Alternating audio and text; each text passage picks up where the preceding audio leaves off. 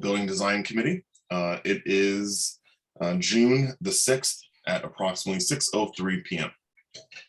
In accordance with the requirements of the open meeting law, please be advised that this meeting is being recorded and broadcast over the Lunenburg Public Access Channel. The recording of this meeting will be available. The recording of this meeting will be available on the Lunenburg Public Access Channel within 24 hours. In accordance with the governor's order suspending certain provisions of the open meeting law, Mass General Law, Chapter 30A, Section 20, this public meeting is being conducted remotely. The agenda lists all the topics which may be discussed at the meeting and are those reasonably anticipated by the chair.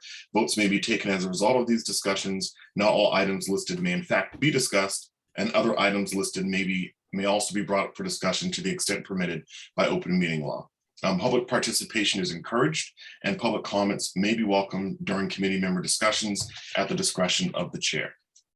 And so since we are remote, I just want to note that I do see Brian Leighton, myself, Michael Ray Jeffries, I see Tony Scullen-Brini, Peter Beardmore, Christina Masitis, David Blatt, Greg Roy, and Mr. Allison, Matt Allison is not with us this evening.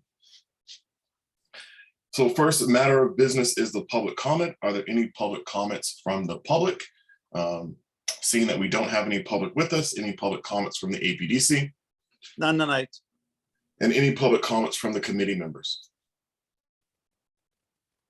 All right, so I am aware that some members need to step off early tonight. So I think Mr. Leighton needs to leave by 7 p.m. Is there anyone else that also needs to step out a little early this evening? Nope, okay. So the first thing we're supposed to do tonight, I will say I need to recommit already to you guys on this.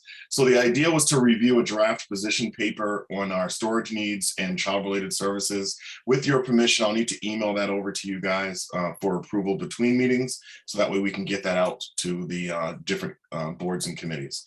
Is everyone okay with doing that? Do we have new information on storage needs, Michael Ray? No, so no. The intent here is really to have a position that we've kind of already taken of it would be best for the schools and town to focus on digitizing records to decrease needed storage space. And then also if the schools will continue to work on finding, working with us to find alternative locations for some of the evening programs within the school systems or extended day programs within the school systems, if possible, on a temporary. So I guess my question is, I mean, a position paper is fine.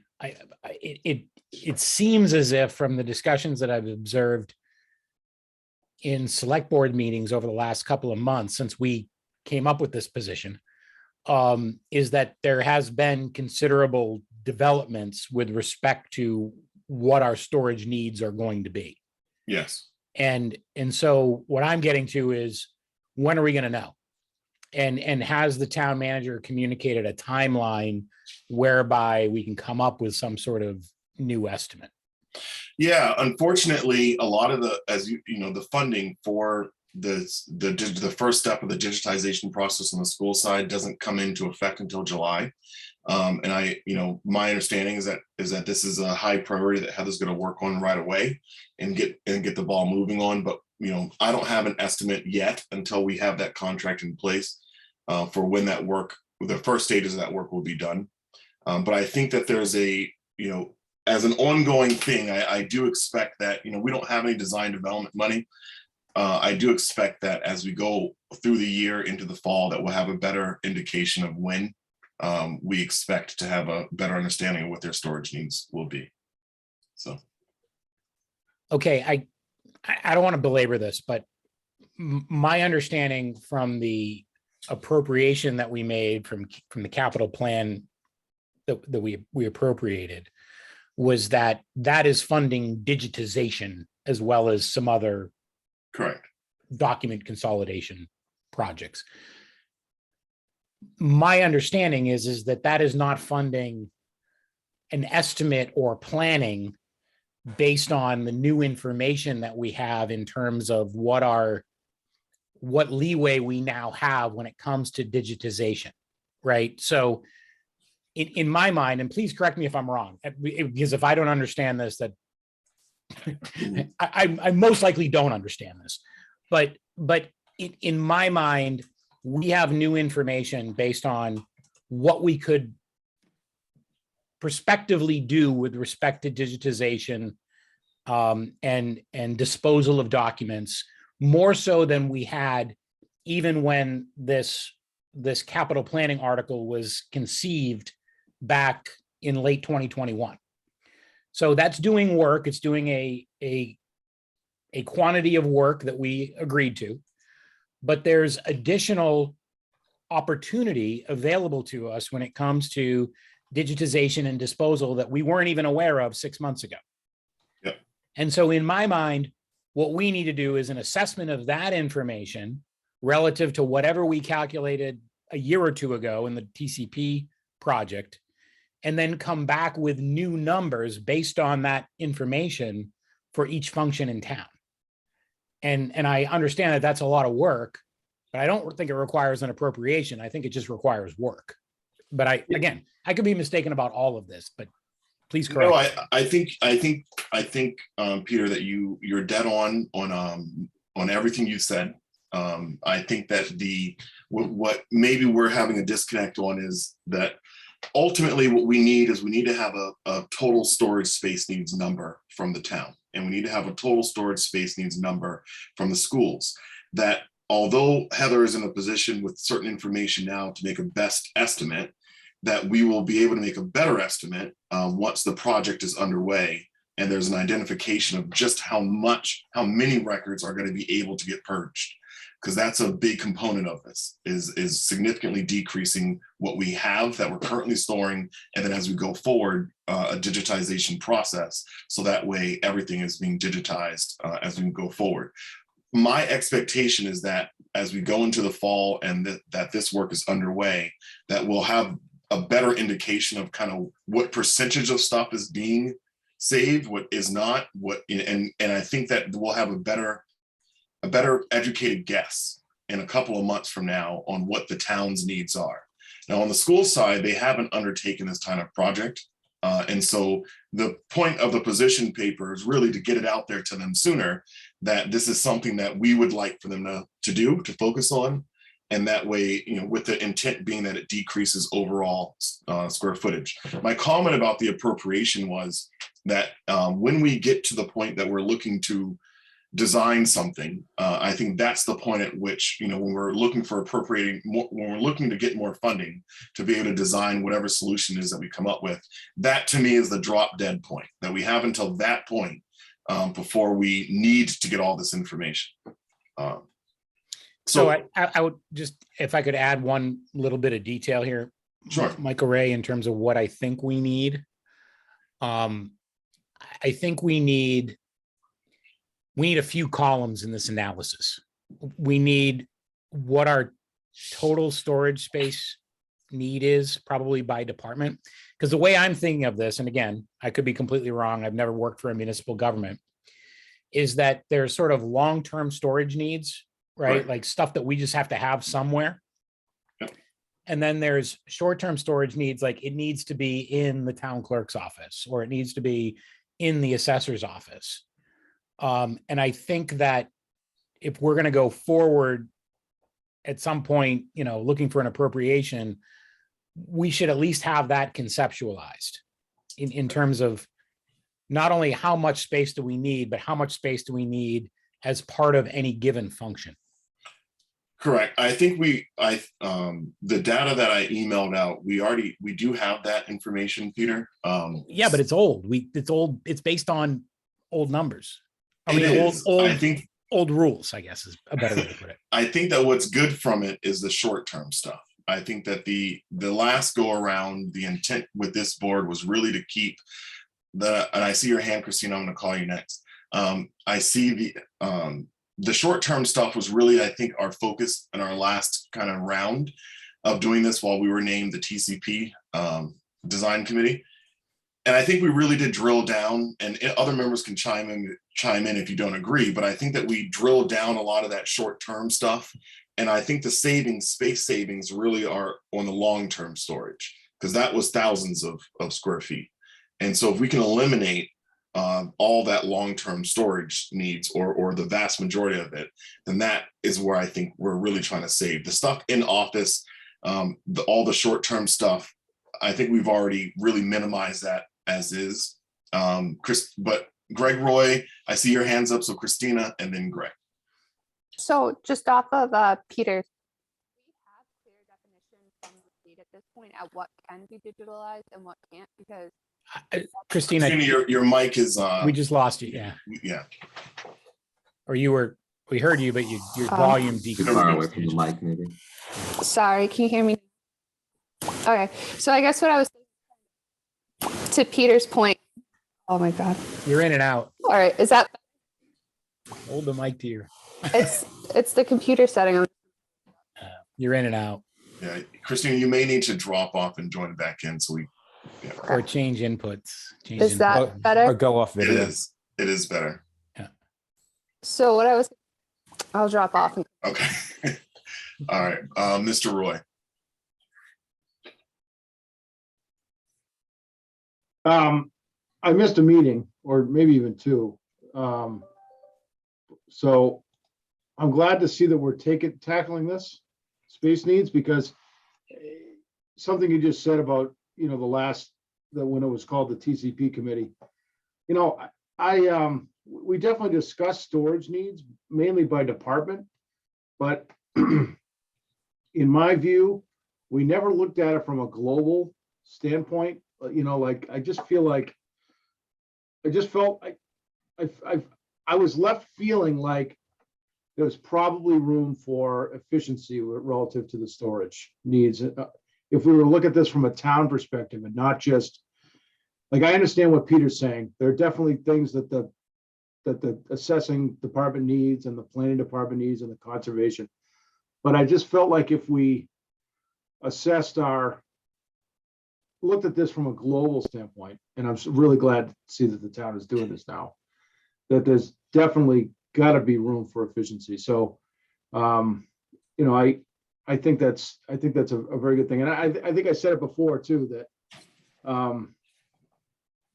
even if we need to keep a bunch of records by statute, that's not to say we can't digitize them all and provide and have them archived digitally, and make them a lot less accessible. Put them in a place that's a lot less accessible, as long as we can access them. As long as we're meeting the, and I don't understand the law relative to this, but it seems to me that as long as we're meeting the statutory requirements, it seems to me there's no reason why we can't digitize everything and have a system where we can access everything, even if it's something that we have to keep a paper copy of, because the paper copy could be stored in some location in a lot cheaper manner than $300 or $400 a square foot, like we were talking about with the TCP renovation. So that's it. Brian. Thanks. Yeah, I would agree with Greg too. I had a couple points though. I know that the public definitely didn't want to spend a lot of money on a new building with a giant amount of space for storage. Also, we talked at the school committee meeting as well about this, and it was, I think the desire to do it is there, but the worry about the funding. We know that the town got the 60,000+ to get the funding for it, but the schools, they don't want to take it away from, we're not going to want to take it away from, students and increase class sizes or take away teachers. So whether it goes through capital planning or the town manager has extra resources that she was able to get that she can also apply to digitizing with the schools. I think the school committee's open to suggestions, but definitely concerned about funding. I think it should absolutely be a capital plan request from the school department this year. So do I. Mr. Blatt. So to add the numbers up, there was 2 rooms in the original TC Passios plan, one for the town and one for the schools, and it totaled over 2,000 square feet. Yeah. That was for old record storage alone, never mind the department storage. Yeah. I think I came up with almost like 4,000 once you start adding in some of the additional storage kind of, in addition to those like long-term rooms, we also had some random storage throughout the building Yes. that was related, and I came to closer to 4,000 square feet. Yeah, some of the other storages were more for like chairs for the meeting rooms or tables and things like that. But just to give you an idea, just designated as school and town were 2 rooms totaling 2,000. All right. So the intent then is over, what I will do is I will make sure I get this out to you guys to look at. I'll keep it on the agenda so that way we talk about it at our next meeting, and then we make additional modifications to that position. And really, I think that the key point of the position paper is to disseminate it and to share that information out and make sure everyone's aware of it. And also, as Mr. Leighton does his Facebook updates, is to also inform the community that that this is a step that we're trying to pursue. Are there any other comments on this topic before we move on to program prioritization? No? Okay. All right, so program prioritization. So the purpose of this agenda topic is to discuss, and this is something that we're all going to kind of talk about, how we evaluate space needs and requests. So I do want to try to limit this conversation tonight to about 45 minutes, and we'll see how we go. If we need more time, then we'll take more time. But just as kind of a starting point, that may be a good guide. So the question before us is, we've gone through this exercise where we've worked with the engineering and architectural company to figure out what our space needs requests are.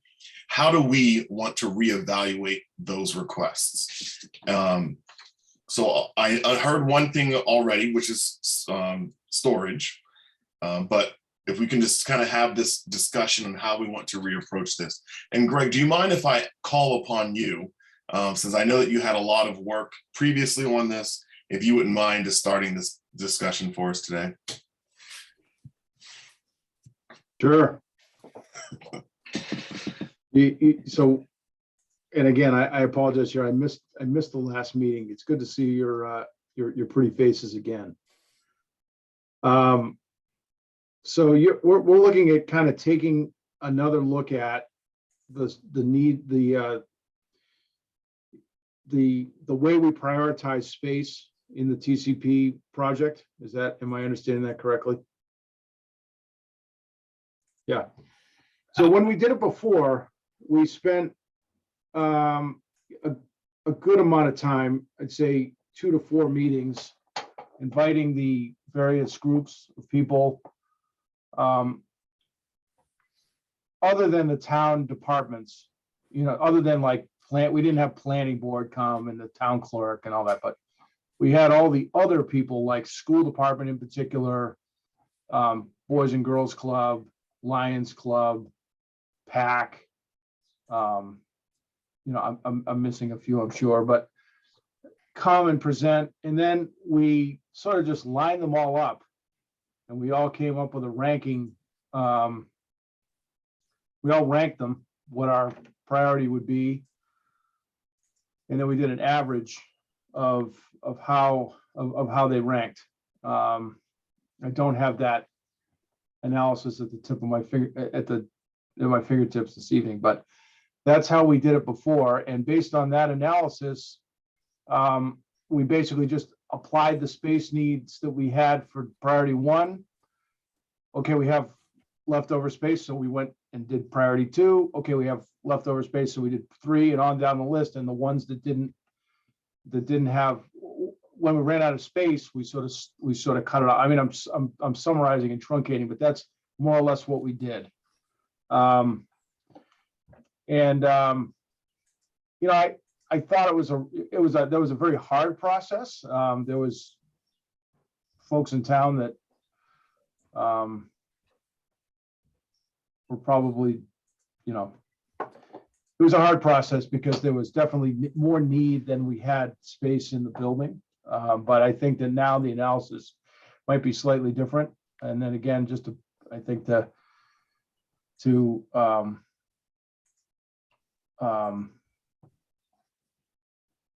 remember something that Peter Beardmore said, you know, I think even on the town meeting floor 6 months ago or 7 months ago was, you know, we filled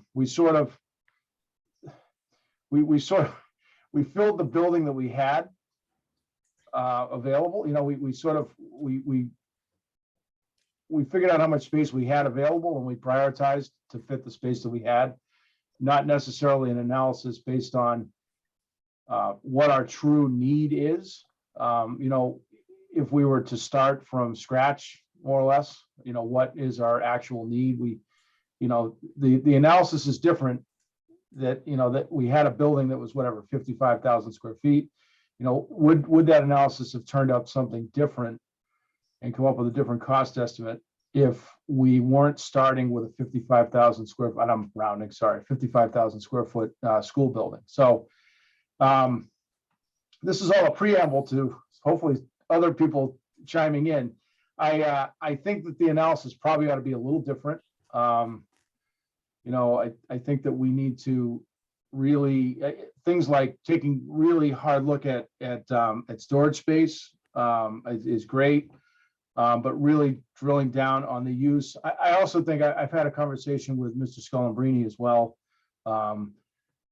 I also wonder if it's appropriate to really drill down on the square footages that each of the department is asking for. That maybe is a little bit outside of this, well, space needs. So, you know, we didn't really question the findings that the architect and the architects over time had come up with relative to each department's request for space.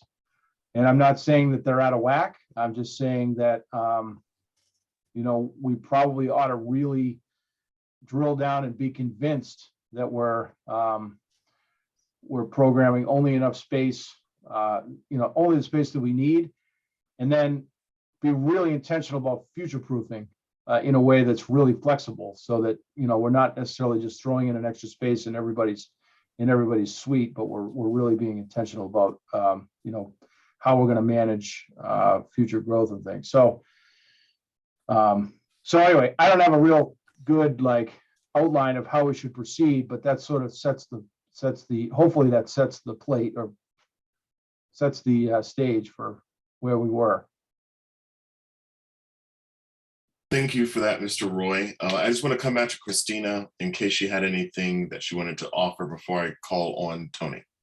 Oh, sorry, I kind of missed like the beginning half, but I was just gonna ask if there's like an official document from the state yet stating what can and can't be digitalized, or if that's a town by town thing, because I think kind of to Mr. Beardmore, and I think even to Mr. Roy, which I heard, so I don't know if anyone else touched upon it, but if we're gonna go to these different entities, we want to make sure that we're all starting at the same place as what really they can push back on and say they need storage for, and what we can push back and say, well, this can be digitalized and kept somewhere else. So Christina, thank you for bringing that up. You know, one of the components of this position paper that has yet to be finished to be written is that was part of the request, is that if they're going to say that records have to be kept on hand, school or the town, they need to identify where that requirement comes from. So that way, you know, this is certainly, you know, we trust what staff are saying, but I think due diligence is also to verify and then to be able to point out to the public, you know, this is the law that says that we must do X, Y, and Z, and this is why we have to comply. Tony? Well, first of all, hopefully you can hear me. I'm actually in Ohio. I'm celebrating my mother-in-law's 90th birthday this weekend, and we head back to Happy Massachusetts. birthday. Yeah, so I am hoping you can hear me, Yes. because I am quite some distance from Massachusetts, and hopefully I'm not violating any open meeting law by participating in a No, Massachusetts not at all. meeting from the state of Ohio. Not at all. Okay, so and with regards to the space needs and the space priority, Michael, I sent you a fairly lengthy document by email, and hopefully you'll get a chance to take a look at that. But and then maybe share it with others, because I think it'll fill in the gaps with what I'm going to try and report. I took an entirely different position than what Greg Roy just described, where you had a building and you said, all right, it's this big, what can we put in it? How much would it cost to do that? What I did was I looked at the space requirements and the square footage requirements that were reported back under the column that was October of 2020 on the spreadsheet that Michael Ray had sent to us. And if you add up that square footage and then you do something, and then you do another exercise to kind of check that square footage, I think what the staff has asked for is reasonable. And there are 3 levels of space needs according to industry standards: 90 to 150 square feet per person. And that's a pretty compact, pretty dense area. And that includes storage, that includes things like restrooms, that includes conference rooms. The next level up is 150 square feet to 250 square feet. And in fact, the GSA generally uses 150 square feet when they decide to source out real estate space for governmental organizations. The 150 square feet figure is pretty much a GSA standard. And then you have 250 to 500 square feet. And what the industry describes that are office space requirements that you might find in a law firm, where you have a lot of individual private offices, and hence they consume a lot of square feet per person. So I took kind of the middle of the road approach, and I said, all right, we got 50 people, and I'm going to multiply that times 250 square feet. And the 50 includes, folks like the select board men, because they need to have space too.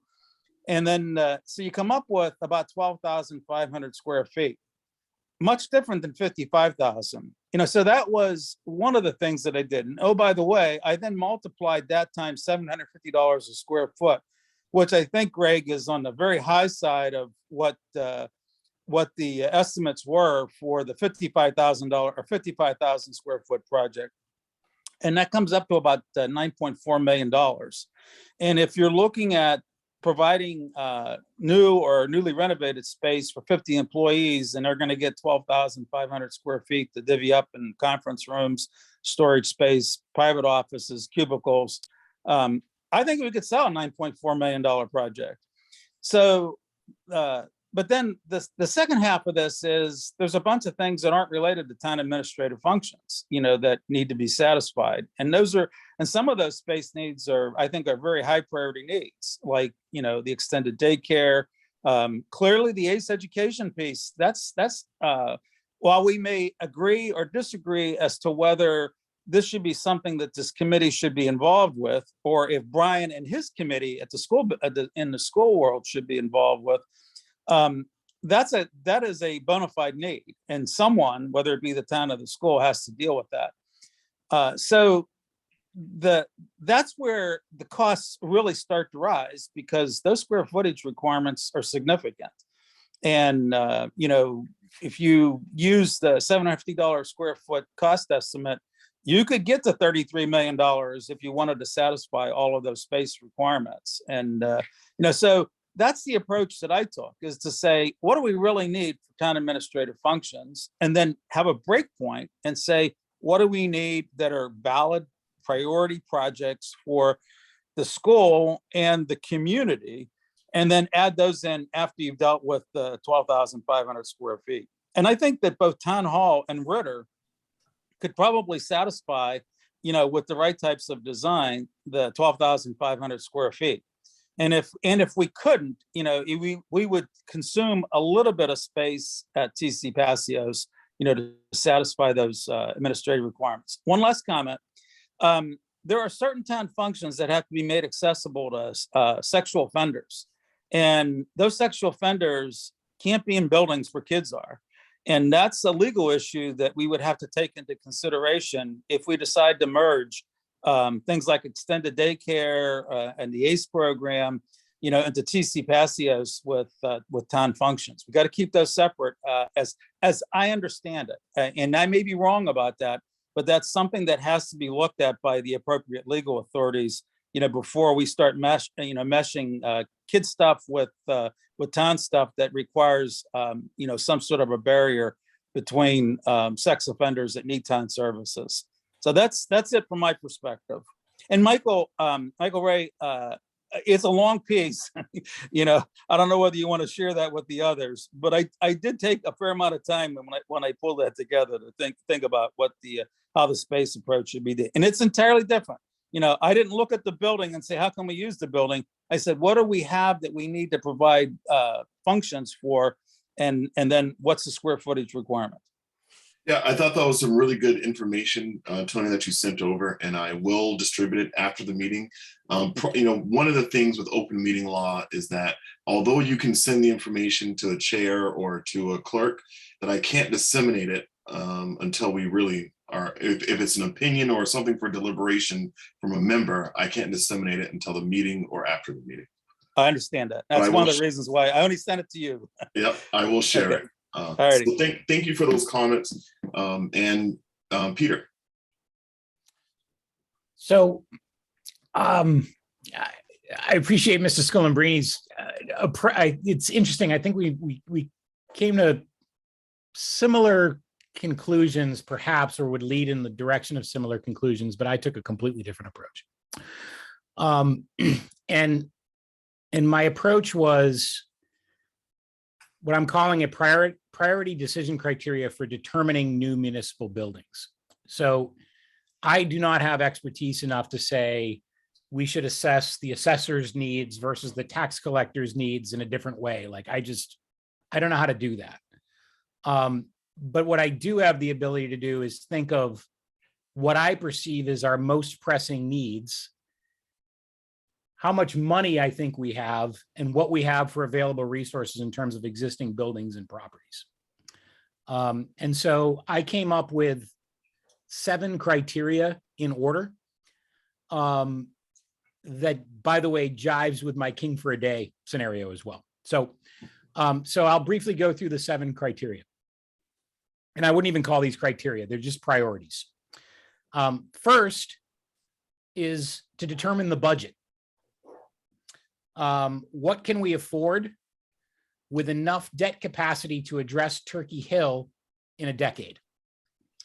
And I think that to determine this budget in a way that does not have us chasing our tails for the next 6 months is the town manager, the select board, and the finance committee need to come to a consensus around a budget number that accounts for the limitation around the 10-year out project for Turkey Hill. Doesn't have to be precise, but it has to be something that we can all agree to. Second priority is we need to address functional municipal and school administrative office space. Not necessarily in the same place, but we need to address both. Each department should have the space that they need to do their job, including meeting space, but not necessarily public meeting space, and service the public, i.e. have a front desk, have a waiting area, storage needs pending the need for storage, and possibly address future needs for population growth or what have you. Third is to preserve our most precious historical buildings, Town Hall and Ritter in particular. Fourth is to minimize impact to all functions during construction and transition. In other words, we can't throw anybody out on the street while we're doing this. Fifth is address PAC. We have never put a dime of municipal money into PAC. It's all been funded through cable fees. I think that they provide an essential municipal service, and we need to find an appropriate place to house them. And by the way, that need will only increase over time as we move into a increasingly digital and remote world, as evidenced by one participant participating from Ohio today. 6 is we need to address education programming space. And 7 is we need to address community space needs, including public meeting space, community activities, and organizations. Now I put these in 7, a list of 7 different things. I don't think we can accomplish all of them. But in terms of what we can do and perhaps even the order that we do them, I think that this is an appropriate list of priorities that we should have in determining what we do and how we go about doing it. Thank you, Peter. That's really solid feedback there. Christina. So I just have 2 questions, or I guess a question and a comment. So for Peter, when you said make a budget for, is that a budget for like what would be done in all buildings? What would be done if it's a new building? Like, would it be broken down? Because I think one of the big things this committee and the town gets very stuck on is the cost of things. So would you say overall we have like $20 million to do whatever we're doing, whether it's build, repair, or it's 20 million just to build or 20 million just to repair? Just kind of like clarifying that. Yeah, so I take on the new car analogy here, right? Okay. Which is I have the itch to buy a new car, Mhm. but the car that I want and the car that I need and that which I can afford are 3 entirely different things. But I'm going to probably do what I can afford, which in this case is not buy a new car. Okay. So I'm saying, what can we afford? Okay. So start with that number and work backwards. Yeah, because I think with the current climate, that whatever number we give, it's going to be sticker shock to the taxpayers, and they're going to be very hesitant on whatever we propose at this point.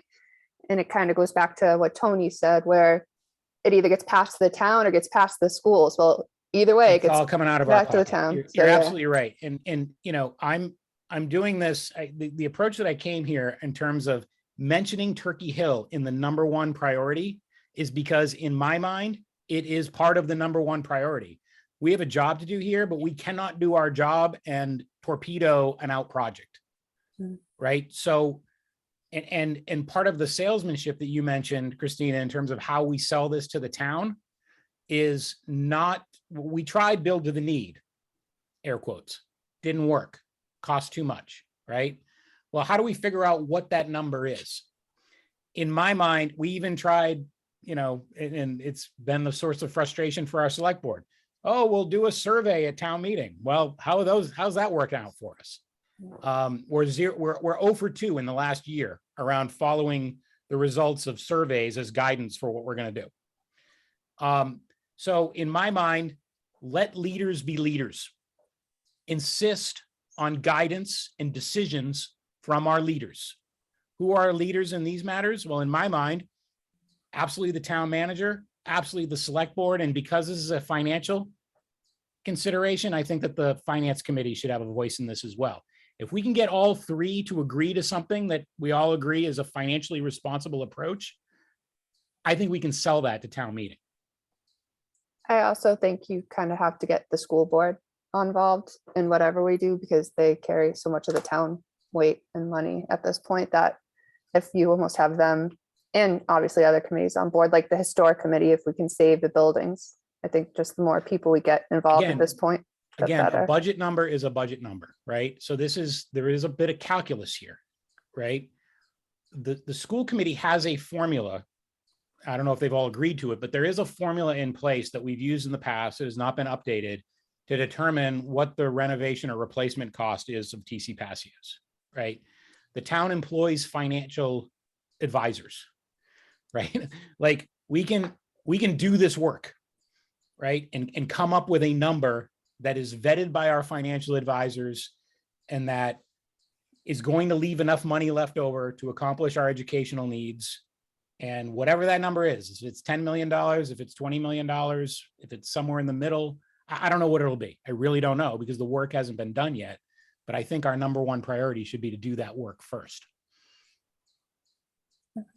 And then I guess my other question kind of to you, Peter, is like these side projects because of this, like the asbestos removal or the digitalization, would that fall under our umbrella, or is that going to go off on separate, like town voted in? That's that a good would eat question. up lot So of I it. don't, I think with respect to how it falls in terms of what we wind up deciding we need to do, right? So let me give you an example. I'll give you a preview for my King for a Day.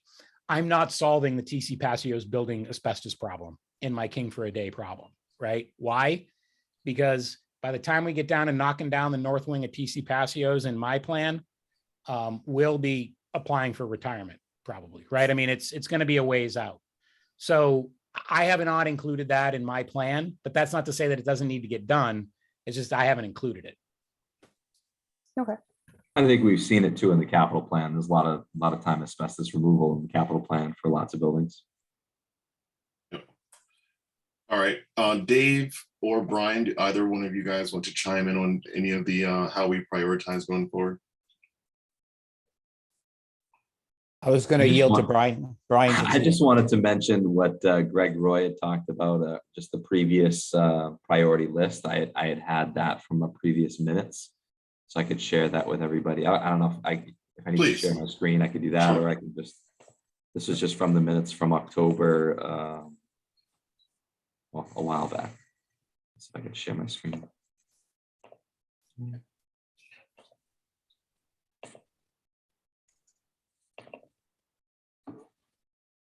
So we had town offices, 1, school department offices, 2, PAC was 3, school programs 4, community kitchen 5, Lions 6, and Boys and Girls Club 7. So that was just from our minutes from many meetings ago.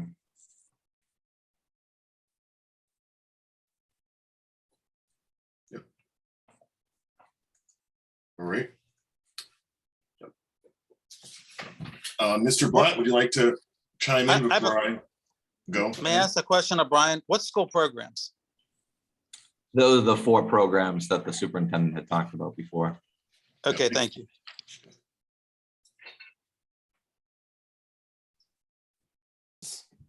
So guys, I appreciate all the input I'm hearing from folks. I actually would take a different approach to start a priority. And I would look at the priority first as if is determining in our minds for, I agree that we need to have a finance of how much our budget is and work backwards. But I also believe that we need to first determine whether we want to mix schools with town or not. And that's also a priority. So where there's a lot of emotions behind that, and a lot of feelings from the townspeople on this front.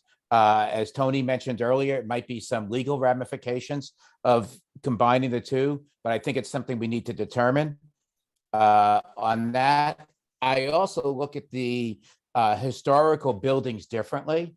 I personally look at the Ritter being the historical building in town. I look at Town Hall as being an old church that the church didn't even want. So it's as if I just got somebody's barn. I took a barn and brought it over to my property, and that's about it.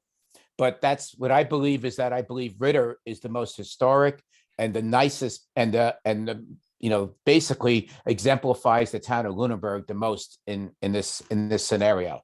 I do agree with the idea that if we looked at it and we looked at what we really needed for spaces, if this was going to be for office spaces, is much lower than the number that came up for the TC Passios project. The Passios project was totally based on, we had this much square feet, we had this many needs, and we tried to fill it as best we could, figuring that a tear down was going to be just as expensive, just not really save us much in the long run, except for having to tell people to go away. And it really wasn't a thing. I also understand that if we're talking about Turkey Hill Middle School, then it's time to talk about whether some of those functions that are in TC Passios get moved to Turkey Hill, because obviously that would cut down on other costs such as busing and other expenses that you have with the school programs as well. Because, after all, you wouldn't have to take them and drag half the students to another building at the designated hours before and after school. Other than that, the assessment, I do believe the assessment should be something that we take on as more of what we would like in the building, not as much the square footage. I think the square footage that the people are asking for, that the town offices, well, I'd say specifically the town offices are asking for, is not unreasonable. They're used to working in a small confined space, and I don't think they're asking for that much more. The only thing they would be doing is sharing more conference rooms than before. So that's just my quick opinion to save you some time on your 45 minutes there, Michael Ray. All right, thanks, Dave. You have a comment on that, Peter? It's really a question for Dave. Dave, you mentioned school and town. You mentioned a lot of things, which, by the way, your historical assessment, I completely disagree with, but I think that that's a discussion for another day. Where do you prioritize town offices, school offices, and school programming functions? Because I think that was the assignment. It's not, do we want to put them together or do we want to keep them separate? It's where do they fall with respect to priorities? Okay, for me, based on the discussions and based on what I'm hearing about what we're planning for what the thoughts are for the future, I take priority number 1 as town offices, priority number 2 as town offices, priority number 3, school office, and priority number 4, school office. Priority number 5 would be other things. So if you can see, I'm looking at a building, I'm looking at an administrative building only. Dave, would you mind just repeating that? Because I think on my end, I heard the same thing twice. You did. You heard town offices as 1 and 2, school offices 3 and 4, and everything else far behind. Because I really believe that we need at this point that this town is in the mood for an administrative building. It's either one or the other. Either you make an administrative building or you make a community building. And the community building needs a lot of space.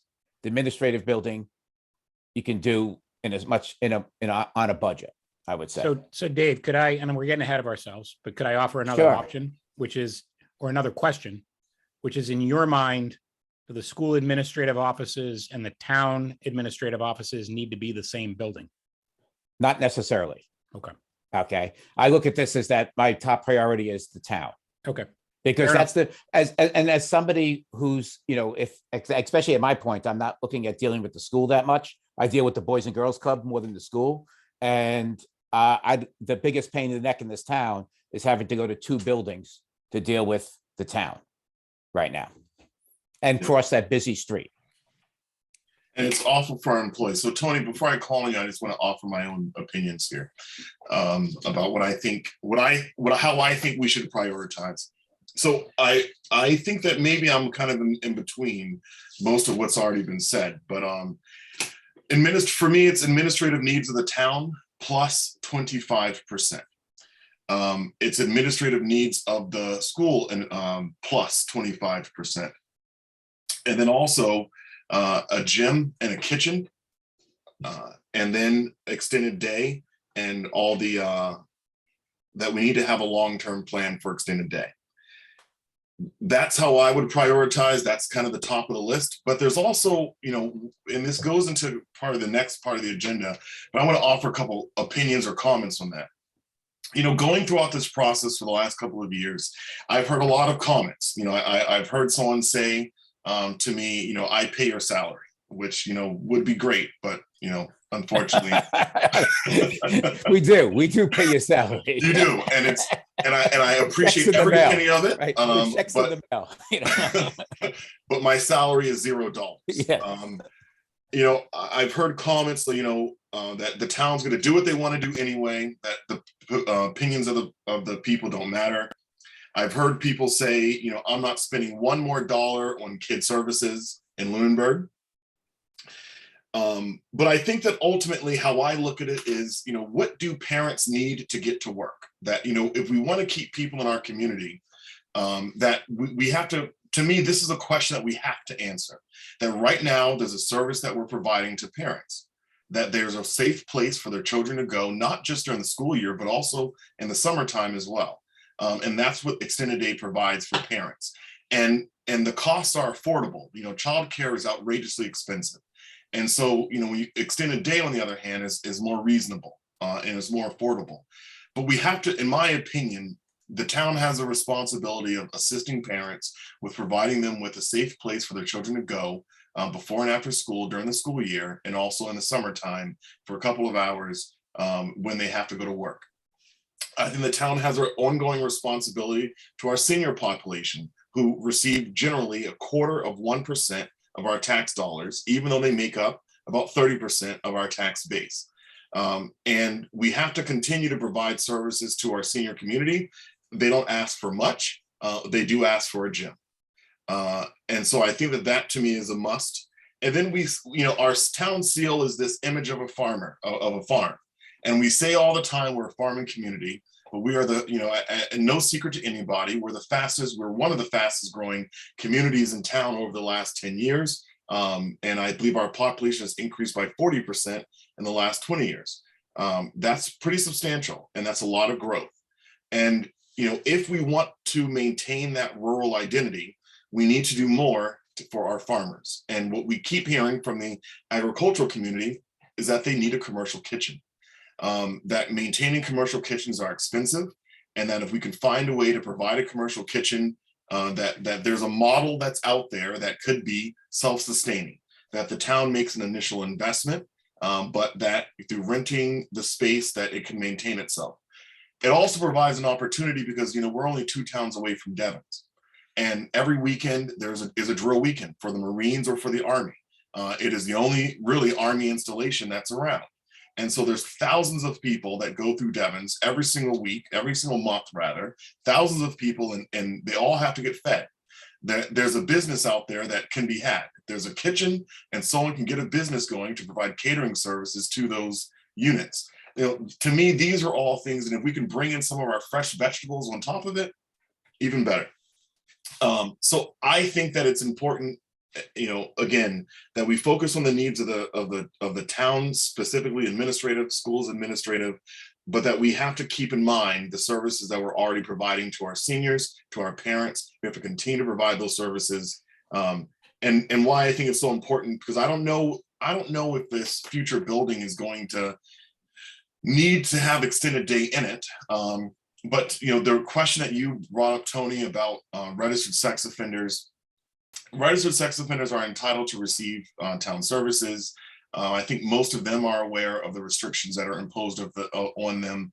And when you have a building that is designed so that way you have separate entrances, if you have a child entrance for extended day that has controlled access, then there is no conflict. The main thing is not having people in that generalized space where children are learning or recreating in. Having said that, I think that when we go into our plans for King for a Day or Queen for a Day, I certainly have been thinking outside the box, and I think that when it gets to my turn on this, I will have a kind of present an idea that is outside of the box. But that's kind of how I would prioritize. And Tony, are there any questions on that before I move on to Tony? Peter, you look like you're deep in thought. I guess my question is, Michael Ray, is you outlined a number of things well beyond what everybody else talked about to include a gym and a commercial kitchen. Do you think that has to be solved within the parameters of this budget and plan of record as we go forward? I'm assuming in phases, or is that just a lower priority item that we can move forward without having those requirements fully sussed out? Yeah, I try to look at things from the perspective of what will pass. And if we were just coming up with the best and brightest ideas, this problem would have been solved. And in my opinion, the best idea, the best and brightest, is the community center new building that we've already presented to the town. The problem is that I can't with a straight face ask the town to spend $40 million. I wouldn't want to spend that, but to me, that's the best and brightest. So everything is less than that. So now we're chipping away at what we're not going to do, what services we're not going to provide, so that way we can get a number that's palatable. When we think about what's going to pass, seniors currently are using a gym. If we stop the use of a gym, we could bank on many members of the senior community who participate in the senior community in town. You lost their vote. I believe that. If we have a plan that does not present or provide for a commercial kitchen, given how many years it has taken to even get to this point, I don't think there's any confidence that we're going to solve that problem in the next 20, 30 years. And if farmers start selling off their property, I mean, we all drive down Lancaster Ave. If Stillman started selling off land down Lancaster Ave because they needed it to remain viable, or another company or another farm started selling off their property, as we've seen happen over the last 20 years. I mean, it's happening on Flat Hill right now. Apple Orchard's going away and making room for homes and houses. I don't know if we find ourselves in a better position because of that. So I think we lose the vote of some of the farming community if we have a package that doesn't address any of their needs. And then if we don't resolve right now, TC Passios provides extended day.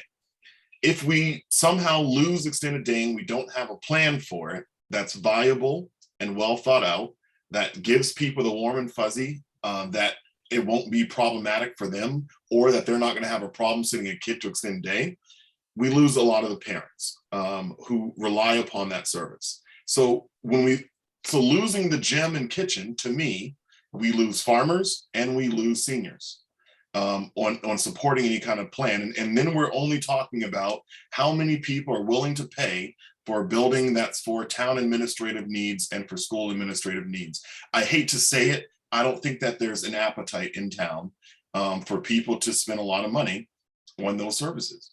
And it's because, you know, as we went through the reports, the buildings look okay from the outside.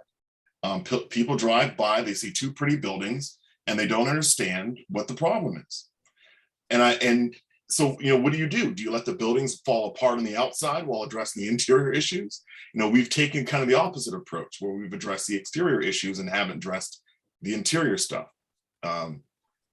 So I think any plan that we do, we have to account for who the voters are, who shows up to town meetings. Town meeting is an overwhelming, in my opinion, farming and senior community, and with a sprinkle of whoever has a special interest.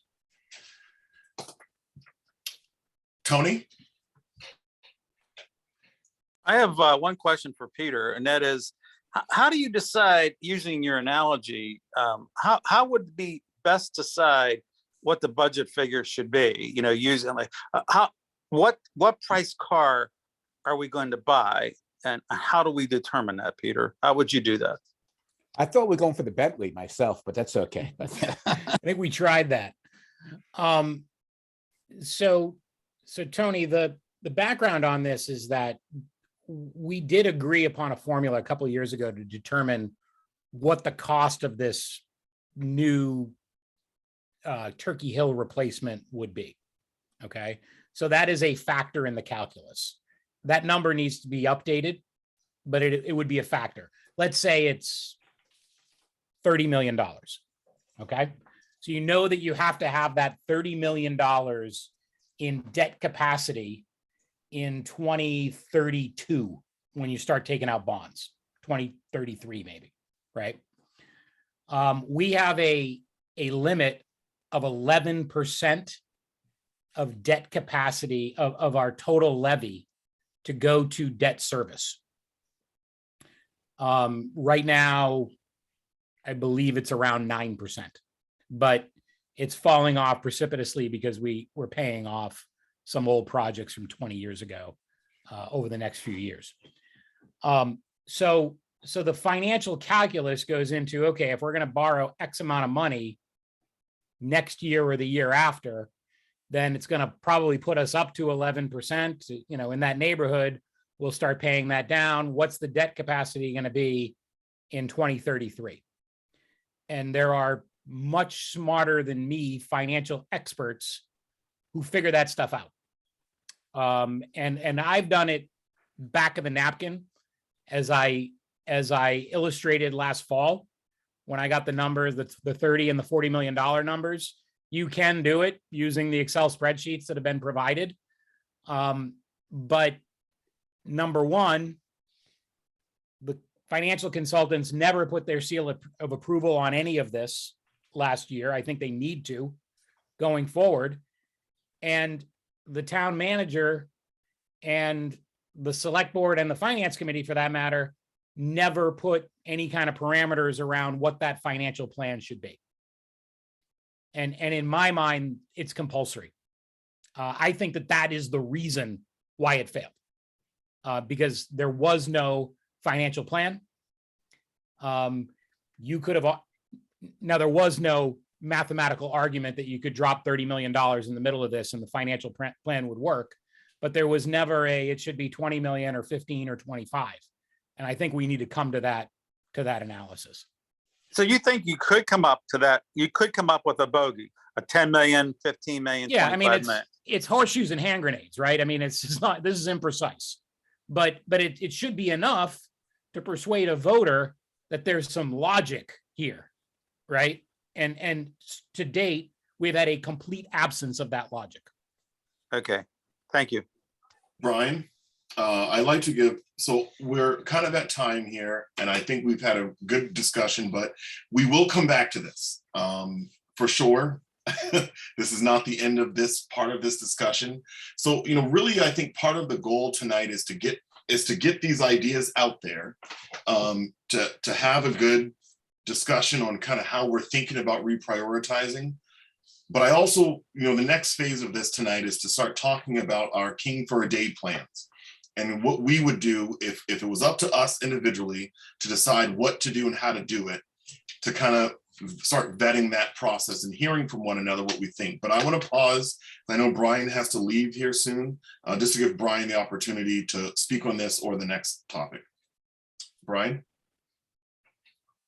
Thanks. Sorry. Did you want me to go through my scenario? Sure, please. Okay.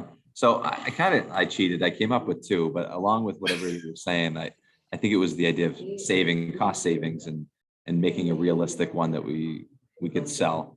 So that's kind of what I went off with. And there was two concerns that I had. It was like, okay, do people really want a new build? So that's an option. And then the other option is if we don't have to rebuild new. So scenario one is the town wants a new town hall and they want it at the old primary school land. So a new town hall first would be built with a community center, PAC would be there on the old primary land, no kitchen to save money, no gym to save money, the schools would be utilized and the rec department utilized to save money on building additional kitchen and gym, no school offices in there or school programming to save money on that new build. The Ritter occupants would be moved to the TCP space or other town property space available. And then the Ritter and Brooks could be made available for school offices and programming using town funds or capital plan funds for remodels and renovations of those buildings. The TCP programming would stay in TCP until a new space was available, or the TCP would be torn down. Then after that, the town hall offices would be moved to the new town hall, and then TCP would be torn down by 2024. I believe that has to be torn down by that date. Otherwise, it's a historical building. The old town hall would be used for rented office space or meeting space or community space, maybe artist booths, but kind of the town manager and select board could see fit to whatever they want to do with those buildings. The Turkey Hill new build would be on the old TCP land with added space for educational programming in need of space, like the extended day program and such. The primary school gym could be used for extended day, and maybe the basketball programs could be encouraged to use it on the weekends or after 6 p.m. on the weekdays. And then the middle high school cafeteria space could be utilized for Turkey Hill extended day as an additional resource to just help out with extended days. My second scenario, if anything goes, would be not to build new, tear down the TCP building, build the new Turkey Hill located at the TCP property, and then take the Turkey Hill building and remodel the old Turkey Hill, thinking that the Turkey Hill building is better than the TCP building. Move the town hall, Ritter offices, PAC, community groups, school offices, programming, everything to Turkey Hill, because it should have the space. And then Ritter and town hall could be renovated and rented out by the town manager and select board. So those are my scenarios, but I do have to run. I have a meeting, so feel free to discuss and enjoy your night. Thank you, Brian. So I would ask as Brian leaves that we just allow the members to share their viewpoints on that. And then we'll come back to who we want to tear apart first. Should we be submitting these in writing, Michael Ray? Say again? Should we be submitting these in writing? It would be ideal if you did after this meeting, yes. So that way we can kind of put them together in one main document. Yep. Okay. You know, I would normally want to ask for someone else, but Brian said something that I want to touch because it's very similar to what my thoughts were as well. I had the privilege of walking I went to Turkey Hill Middle School, and now it's an elementary school, but I went there and I requested a tour of the building, and I had one on Friday because I haven't been inside of that school as far as a real walk around since I graduated 8th grade. And I was there for a couple of reasons. Really, I would say the primary motivation of being there was to look for the disposition of the building. To see if the building is in a poor condition, or if it can easily be converted, and then also to identify what work has already been done inside of it. So like Brian, I like his second scenario, and his second scenario is my primary scenario. I think that the Turkey Hill School is almost move-in ready, and let me explain what I mean by that. Obviously not quite, but it's a building that has a gym that works and meets that need, checks that box. It has a kitchen that's been remodeled and is currently being operated, and it checks that box. When you look at the first floor, it's had a significant abatement already on the first floor, with asbestos ceiling tiles have been removed. You have a lot of new plumbing throughout the building, which was one of the concerns that we had. Now the second floor of the building, though, does have asbestos ceiling tiles. Those would need to be replaced. That would be a cost. The second floor, the building throughout needs certainly an electrical panel upgrade, similar to what's the problem is at TC Passios. But because you have that kind of drop ceiling, bringing in more new electricity would not be as challenging inside that building, in my opinion. And it's also segregated on what is the campus, that it has a separate road to enter it. It's not part of the normal school entrance area, and it can be kind of partitioned off from the rest of that parcel. And it's not a big part of the parcel at that. Those to me are some of now you look at the boiler room. The boiler room is adequate in terms of being able to provide adequate heat. There's no AC in the building, but that can always be added in at another time. And one thing that I was looking at was how it can be phased. One of the cost issues that we came up with TC Passios was that anything that we were trying to do required us to touch half the building, which then triggered all these new requirements. And I think that the current Turkey Hill, could likely be converted, and that we could do it in phases. That it seems pretty straightforward how you can hit that building in sections. So that way you're not doing some massive renovation at once, but you're making it move-in ready for the departments. I also think that it's a building where you can, because it's designed for children, that there's a first and second floor on what is currently the art home ec end of the building that could be completely segregated off and separate. So that way you can have two buildings in one, where you can have a permanent home for extended day. That is, completely separate from the rest of the building. Yes, it will share the same electricity system and same heating system, but two different buildings essentially in one. And it seems to be affordable.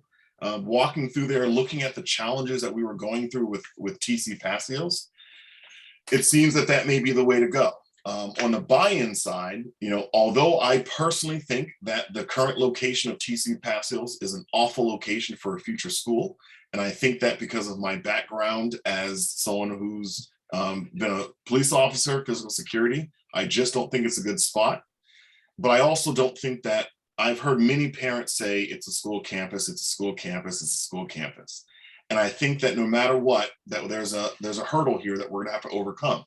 And how many votes do you lose because of plopping down in the middle of fields and everything else, a town hall. You know, I don't have a conflict with that, but I think that Turkey Hill is segregated enough that it could be seen as separate, and that the rest of that parcel could all be committed to school-related functions. And then I think that perhaps the answer here is to pivot. It's to focus on the school committee building a new school at the location of TC Passios with a disposition plan for the town to take possession and use of Turkey Hill. There's obviously questions here about how to fund this. I know, and you know, how much funding can we get from the state to build a new school? And if that funding is there and available, to me, tearing down TC Passios, putting a new school there sooner than later, and then pivoting to Turkey Hill and making what in my opinion would be an even smaller investment in that school, to make it so that way we can easily move administrative offices over there, take out the functions of Ritter, and put the school department where Ritter is now. To me, that would be a solution that could work.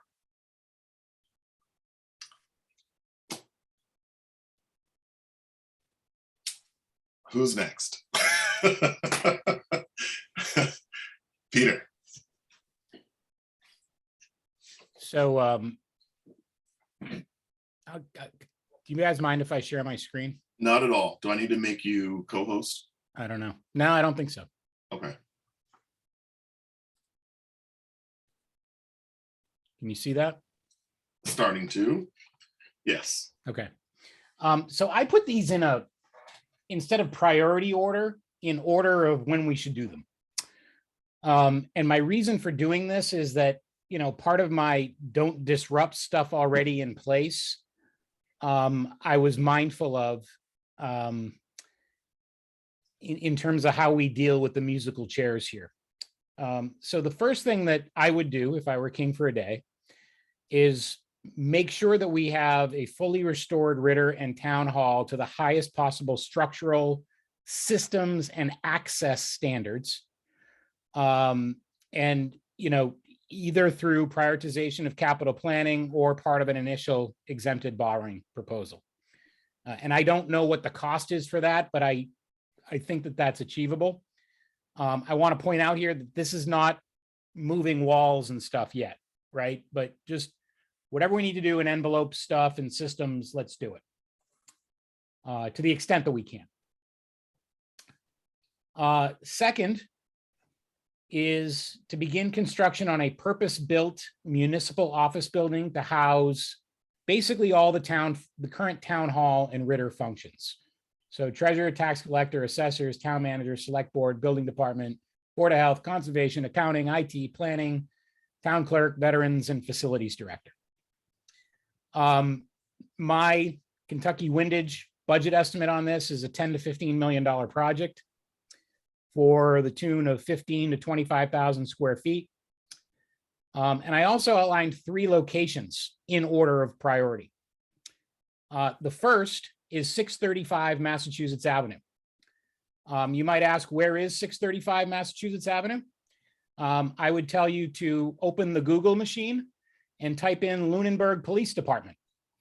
And you will get an excellent view of 635 Massachusetts Avenue, which is the dilapidated former marina that sits in front of the current public safety building.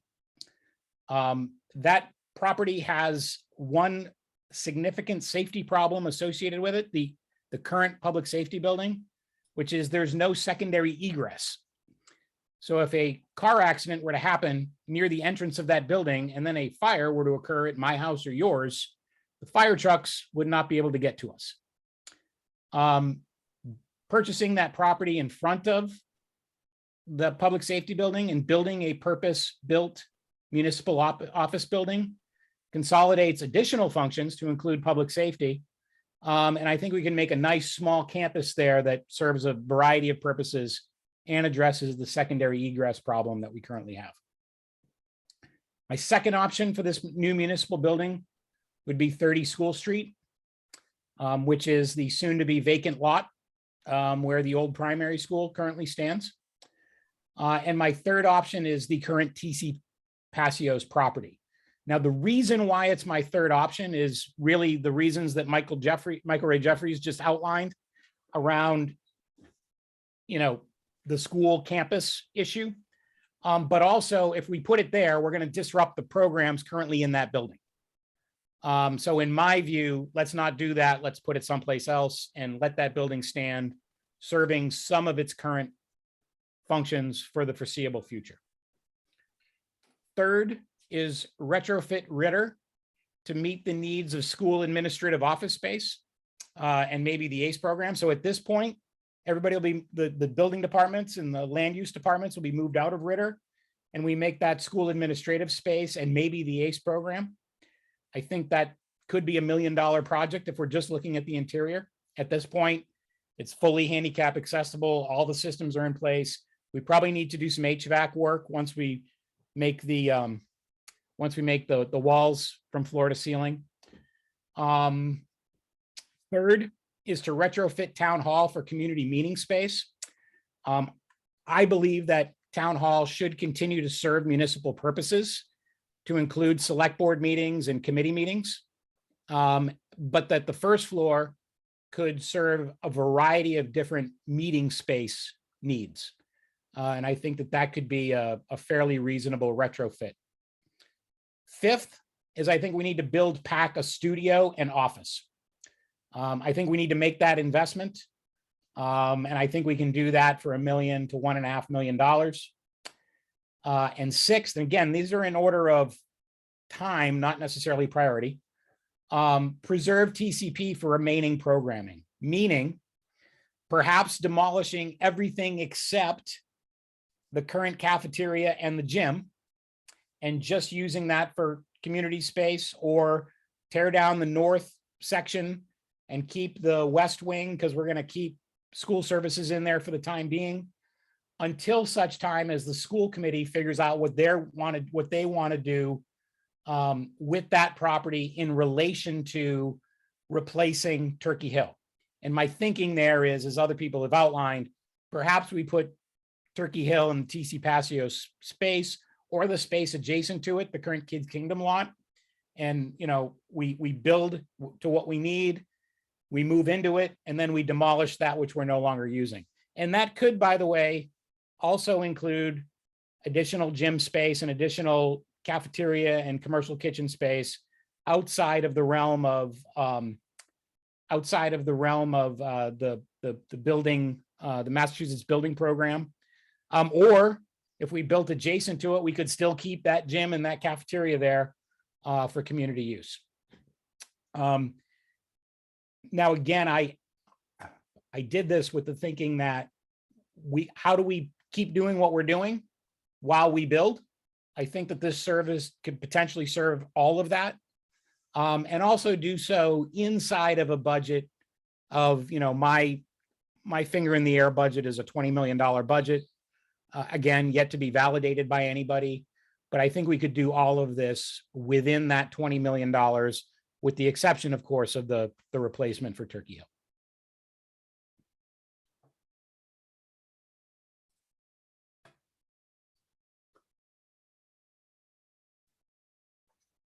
I can go if you want. Yeah, I was sorry. I was talking as I was on mute. Thank you for that, Peter. And if you wouldn't mind emailing that to me, that'd be good. Brian emailed me his as well, and I'll make sure I get those out to everyone after the meeting. Mr. Roy.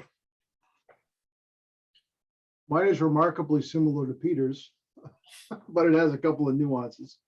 But I don't think they're significant, particularly in light of the fact that Peter said his was not necessarily a priority list or an order list. But my step one would be to build a new town hall, but that would include a space for PAC. I think that PAC has voiced the need to have final permanent space.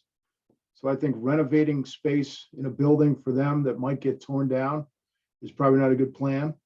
So I think that if we're going to build a new town hall, which would be my king for the day scenario, that we would include them in that space. So By town hall, I mean the exact same things that Peter said.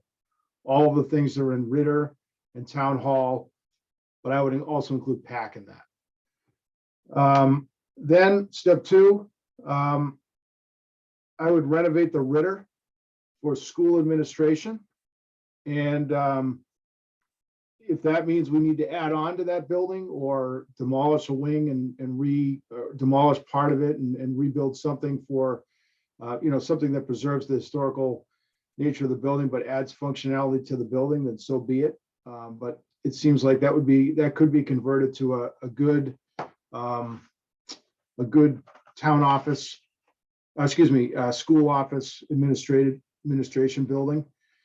I should say also my town hall scenario envisioned using the School Street property. And under that scenario, I think you have connectivity as well. Again, they're different buildings, but you at least have some better connectivity between town offices and the school administration offices. You might even be able to do a shared parking scenario. They're at least walkable, absent of a major street. Step three would be to renovate town hall for meeting space and other possible rental spaces. So the first two uses I see as the first two things I said, town hall and Ritter, I see and school administration, I see as my top priorities, things that we have to provide and that we're sort of obligated to provide. Town hall, we're obviously obligated to provide meeting space and public meeting space, but I also see perhaps an opportunity to renovate for some leasable office suites maybe in there, or some space that could be leased so that we could start to generate some income from some of these uses that the model would be the town invests the infrastructure and the building, but we find a way to realize a little bit of a return through some leasable space. Maybe the Lions Club food pantry could be in that space.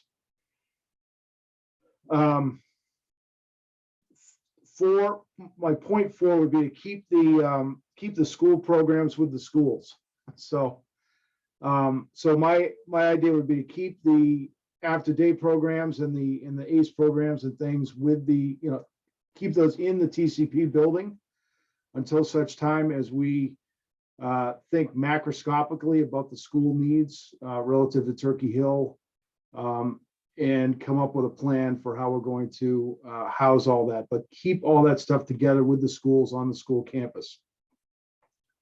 As a sidebar to that, I would like to see I agree wholeheartedly that a huge amenity to the town of Lunenburg is our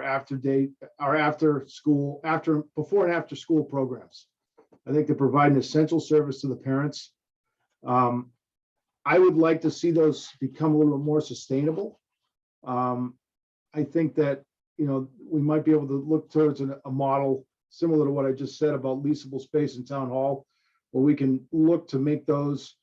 Maybe we have to subsidize them a little bit, but maybe we can get them to more or less pay for themselves. And so we have sort of a leasing model or something that comes into play with those type of uses. I think we can still provide a good value to the parents of Lunenburg, but still make them at least approach sustainability, paying for themselves in a programmatic sense. So under those scenarios, then my fifth point would be the TCP likely becomes the new Turkey Hill location.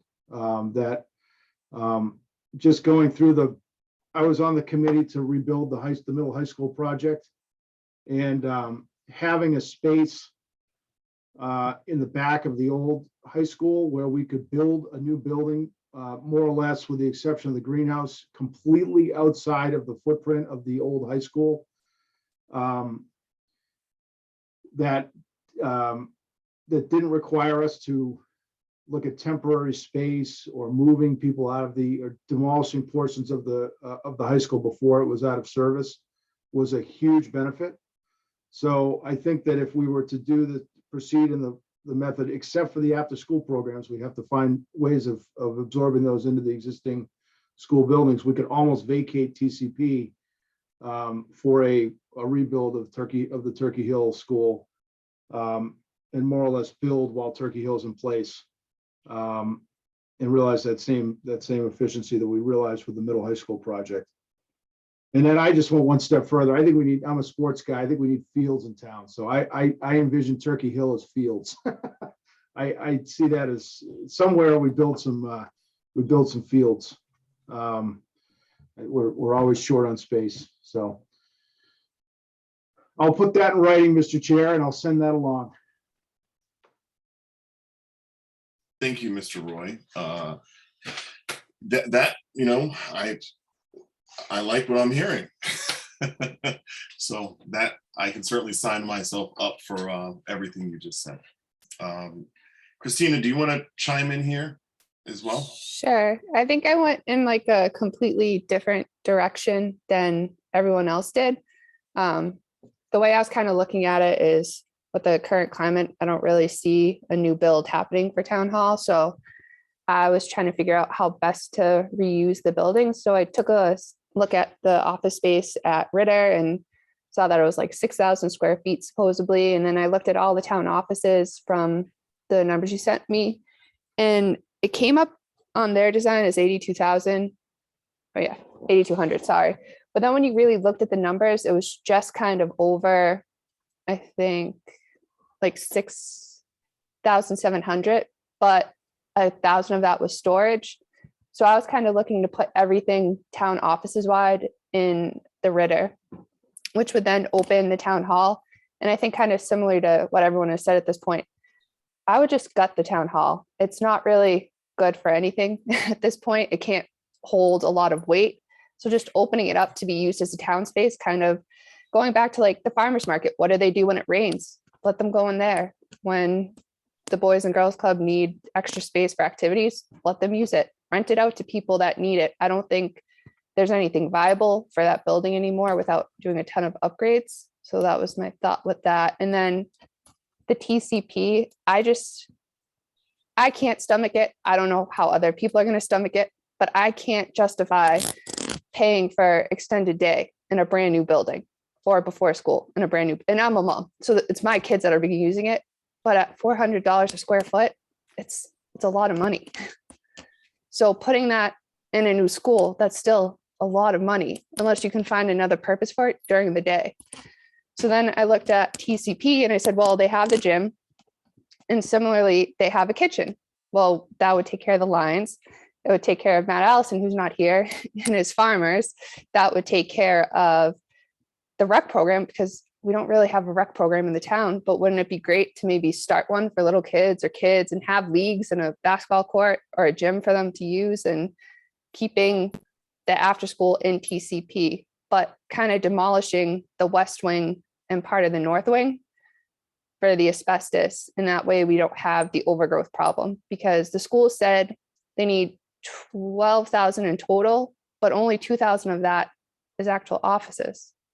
So the offices could be towards the back of part of the north wing, and the school services could kind of be towards the front. The only person I wasn't really able to account for was PAC. And I guess my problem with them is I kind of flip-flop and question, where would be a good location for them, because they have some very odd building needs. So then I thought, well, off of TCP where the garage was, because they said that would be an appropriate height for them, kind of separating that to some extent. We're getting rid of the buildings in between you don't need, and kind of giving it to them to make what they want of it and have the space designed their way, because that way they'd have the high ceilings and be able to expand or grow. I like that feedback, Christina. I work for mass development, and one of the challenges that we have, and I mentioned this at the last select board meeting, was that we're largely ineligible for most of the programs that mass development offers, because we're a small town.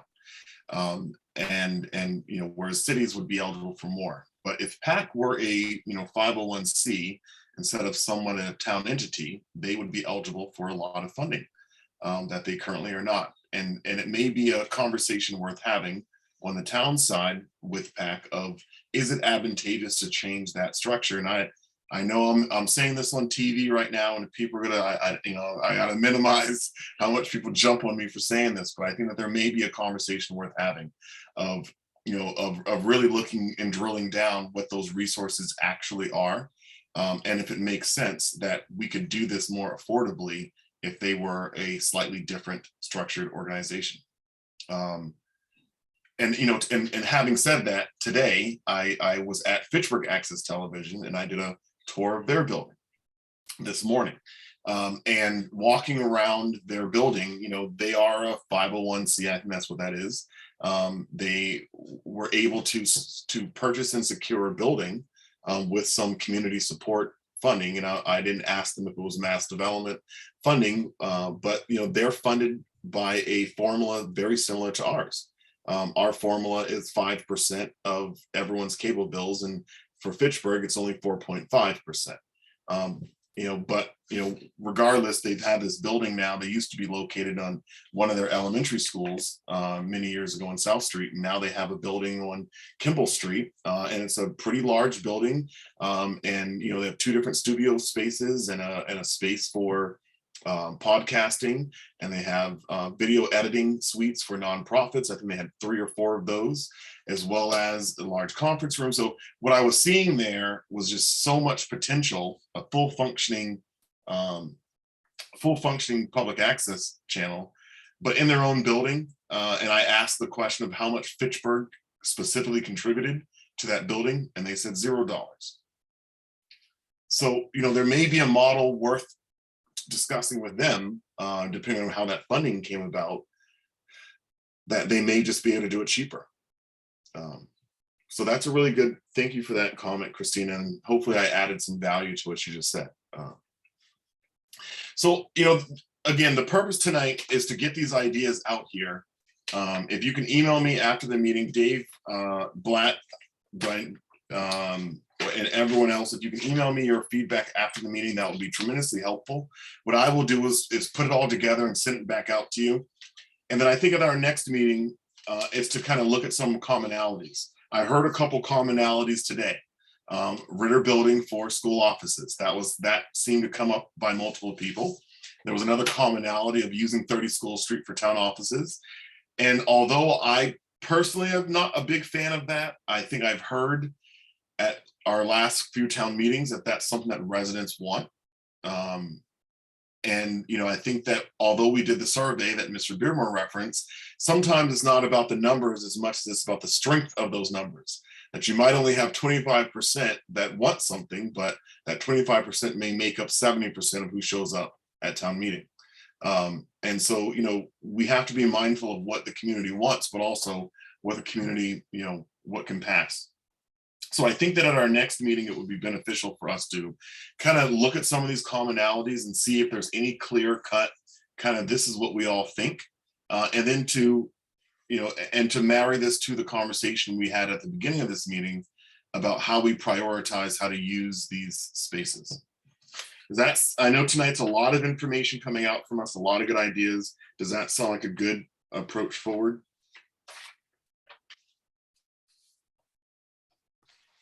I'm fine with the approach. I actually have a sort of a technical question, Michael Ray, Sure. specific to your list. Do you have any thoughts in terms of for Turkey Hill? You outlined a potential reuse plan for Turkey Hill. And my initial thought on this is, okay, we're just coming at the school campus from a different angle. It was sort of my initial thought, Yeah. right? And I it's still a source of skepticism for me, but if there's an opportunity to save a lot of money, then I think we need to vet that opportunity to save a lot of money. Have you vetted any of that in terms of like the structural and code, and like, do you have any thoughts in terms of, are we just running down the same path we ran into with TC Passios? Yeah, that's what I was there looking for. And so a couple things are similar. One is that Turkey Hill needs a new roof. just like TC Passios has for the last probably 10 years. But we definitely need to put a new roof on Turkey Hill. That was one thing that I saw. I saw a cost in the asbestos abatement. I do think, looking at the building, some of the windows, you could see the asbestos caulking, you can see the lead paint on the exterior of the building, on some of those old windows. So certainly there's going to need to be a window project there. But plumbing, that was one of the things that we ran into, was plumbing at TC Passios. Well, this is a building that is notably younger and that has already had a significant plumbing upgrade. And so that is one less cost for us to have to worry about. Electricity, they have the same electrical problems that TC Passios and Ritter and Town Hall have, which is that the buildings weren't designed for current technology. And so, we have a lot more things to plug in these days. There would need to be electrical outlets put in. From what I observed in my walkthrough was that, based on the square footage of the building, my kind of from the hip thought was that the administrative all town functions could comfortably fit on the first floor of the building, that PAC could fit on the second floor, upper left-hand side, where what was, when I went to school there, was 5th grade. I'm not sure what grade is there now. I don't remember. But so when you come in, it's upper left side of the second floor, but that's plenty of square footage, I think, in my opinion, for PAC. And then to really segregate off the building and to separate that second floor around the bathroom points, to be an extended day program of the building, as well as on the first floor, that kind of corner of the building as well. So that way you have a separate entrance for the building that is just the kid stuff. So looking at that, in order to bring in the electricity into the building, for sure, there's asbestos on the second floor ceiling tiles. All of those have been replaced on the first floor of the building, so that would be a notable cost decrease. And my thought about how you go forward with this, it's kind of like, if the goal is not to touch half the building, it seems pretty straightforward on how we can achieve that, if we do this in a phased way. If we are just building a school and then we're doing a retrofit of that first floor to accommodate town offices, to me, that's a really straightforward move. To have keep as far as extended day, we really don't have to convert much over aside from building barriers. So that way you kind of create that building within a building effect.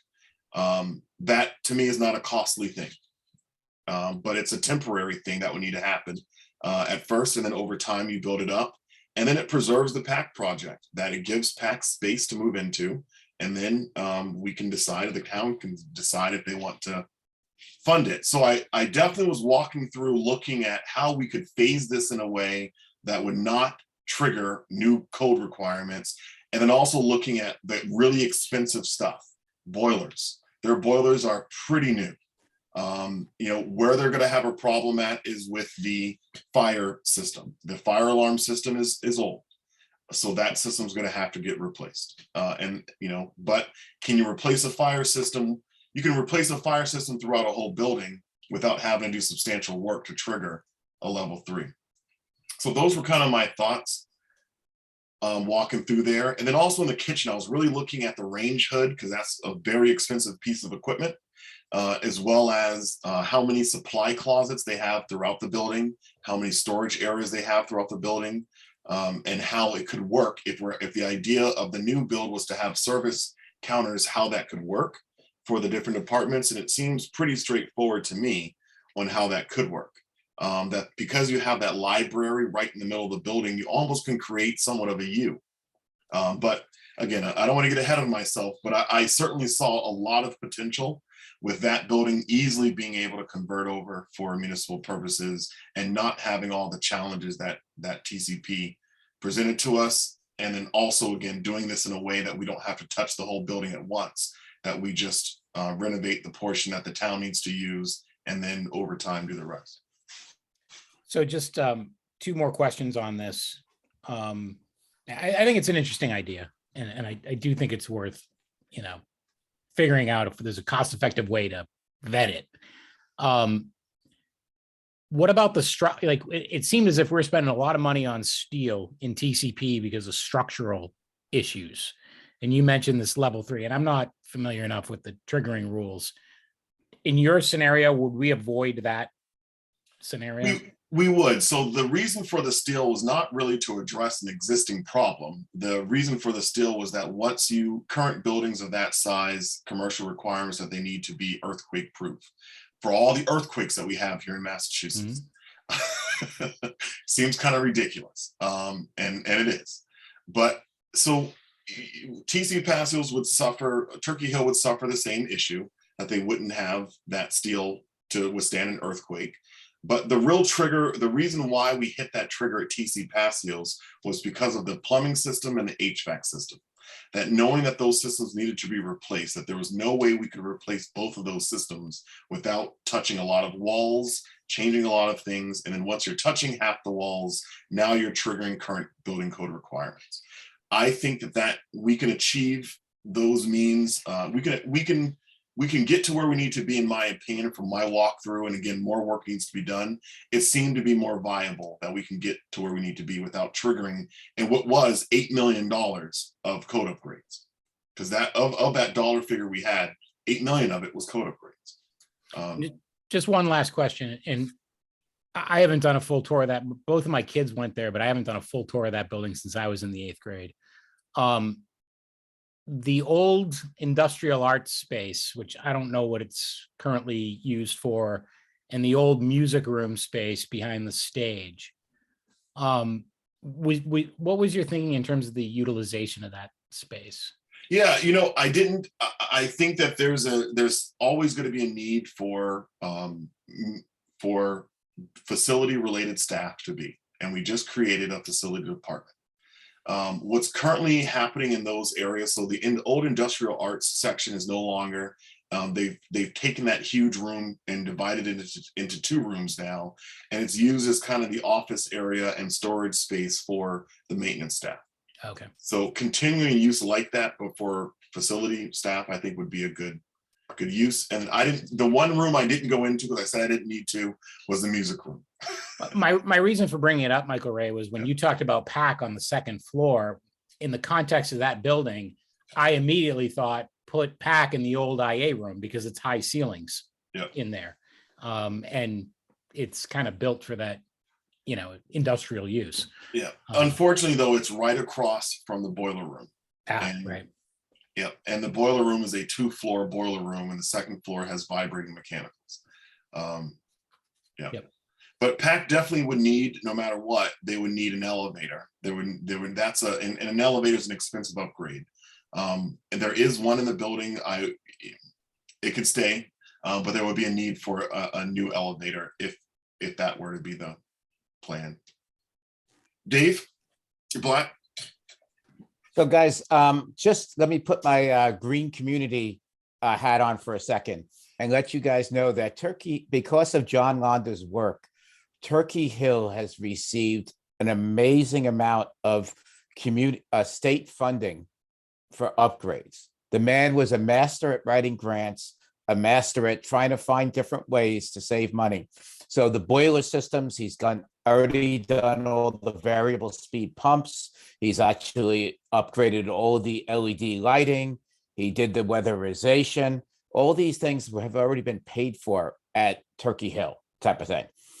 It's interesting because I didn't get to be like king for a day really for a moment, but my king for the day was I actually liked the TAP-based study where it showed a addition to Ritter to hold the rest of the offices. And it actually had school offices and everything in that between the addition. I won't go to try to throw it up on the wall and all that stuff, but I felt it was a neat little way. However, listening to the discussion from folks about the idea of using the middle school for these offices and letting the school be the school and do whatever they want with TC Passios, I think would be the best scenario to get through town meeting with. Because as mentioned, you can do it can be a commercial kitchen in there. There is a gym in Turkey Hill. There are all these other things there. And, it basically would probably have the least amount of disruption for the town as we did that, because we've already talked about the schools taking in the after-school care at a reduced size if they had to. But the idea would be is just trying to get as much as we can done for the least amount of money. The best scenario to me would be let the town vote to build a new school and let us work on slowly renovating Turkey Hill more than anything else. Now, that's my king for the day, and just the energy group, because the idea is the energy group has done nothing to town hall because of it, just except for giving them outlets that they can switch off, and they don't even use that. So every energy upgrade we tried to do there, nobody paid attention. So we just decided to wait until figure out what this group says about it before we give them any more money, type of thing. So That's just one other thought, Michael Ray, if you don't mind, just a question for Dave or anybody as we explore this potential scenario, which, you know, tonight's the first time I've ever given this any serious thought. One of the benefits of the gymnasium and the cafeteria in TC Passios is its proximity to the Eagle House and the Boys and Girls Club. And so I just want to, and I don't know that there's an answer to this problem, but when we say a gymnasium and a cafeteria, that gymnasium and cafeteria is not a walk away, it's a car ride away. Unless we build a pathway for skateboards or something. But I want to bring that to your attention, that some of the benefits of the gym that sit at the TC Passios site are not going to carry forward to the Turkey Hill site. I got a little bit of feedback. So I have, Christina, if you wouldn't mind, would you mind just saying that last portion again? And I'm not sure who's providing the feedback, but if you wouldn't mind just giving that one more time. Yeah, so I just muted it and the feedback still seemed to be looping. So can you guys hear me okay? Yes, we can hear you without it now. Yeah, so the only point that I was trying to make was that I think that the benefits of the gymnasium of TC Passios are particularly unique because of its proximity to the Eagle House and the Boys and Girls Club. And so when you lose that, and maybe this is something that the school department can account for when they go and build a new elementary school or something. But I think that that's something that we need to be mindful of as we vet this idea, because there's a difference between a walk and a car ride when you're looking at that benefit. Okay. so what I was going to ask is I've never been to the Turkey Hill. I didn't grow up in Lunenburg. I know I brought it up when I first joined. Tony kind of brought it up here. If it was going to be a public / like community use building, is there a way to separate the sides? Because from what you guys are talking about, it seems like it's kind of centralized. So we would spend a ton of money in security trying to, or is it segregate? I've just never been there, so I can't picture Yeah, it. there's So lots of entrances and exits in that building and lots of potential ways that you can route traffic. So I could actually see, as Michael Ray just outlined, I can see a number of scenarios that you could do that pretty easily. When we had the community, if I could, Mr. Chair, Of course. when we went through with the architects over the last 18 months, security was enormous. Every other word we said out of our mouths was security. You know, we knew that if we were going to co-locate school uses with community uses and town hall uses, that we were going to have to segregate that building. And so even the TCP building that we brought before town, the renovation project, had dividable, lockable spaces that would have, you know, keyed access and things like that, and security features in it. So there's ways to do that from a architectural standpoint. I think to Peter's point, I think Turkey Hill would be the same. I think there'd be ways of controlling the flow in that building. All right. Well, I think this was a lot of conversation, and I think we have a kind of a plan forward. So next year we will pick the next, not next year, next meeting. That sounds great. Motion to adjourn till 2023. So at our next meeting, we'll certainly pick this conversation back up and really kind of take that critical approach to each one of these ideas and see what what works, what doesn't work, why it does work, why it doesn't work.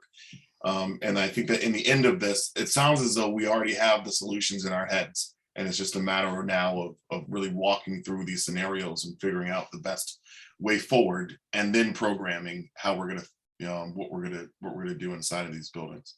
So I have a question. Yes. So you're gonna provide those, sorry, Tony, I'm usurping your hand. You're gonna provide those in some sort of condensed document? You do like scenario, how are you planning on providing them to us, and what do you expect us to do with them prior to next meeting?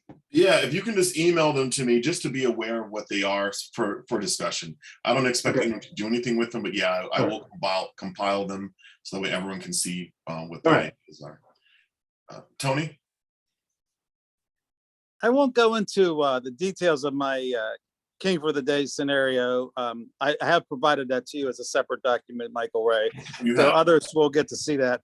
But I got 3 general comments. One is kind of connected to your comment, Peter, about the gym and the kitchen being connected to the Boys and Girls Club and Eagle. I think Memorial, one of the things that we heard 3 or 4 meetings ago was got to have a master plan and got to sell that master plan. And what I proposed in my King for the Day scenario is to look at Memorial Drive as kind of the Lunenburg community way.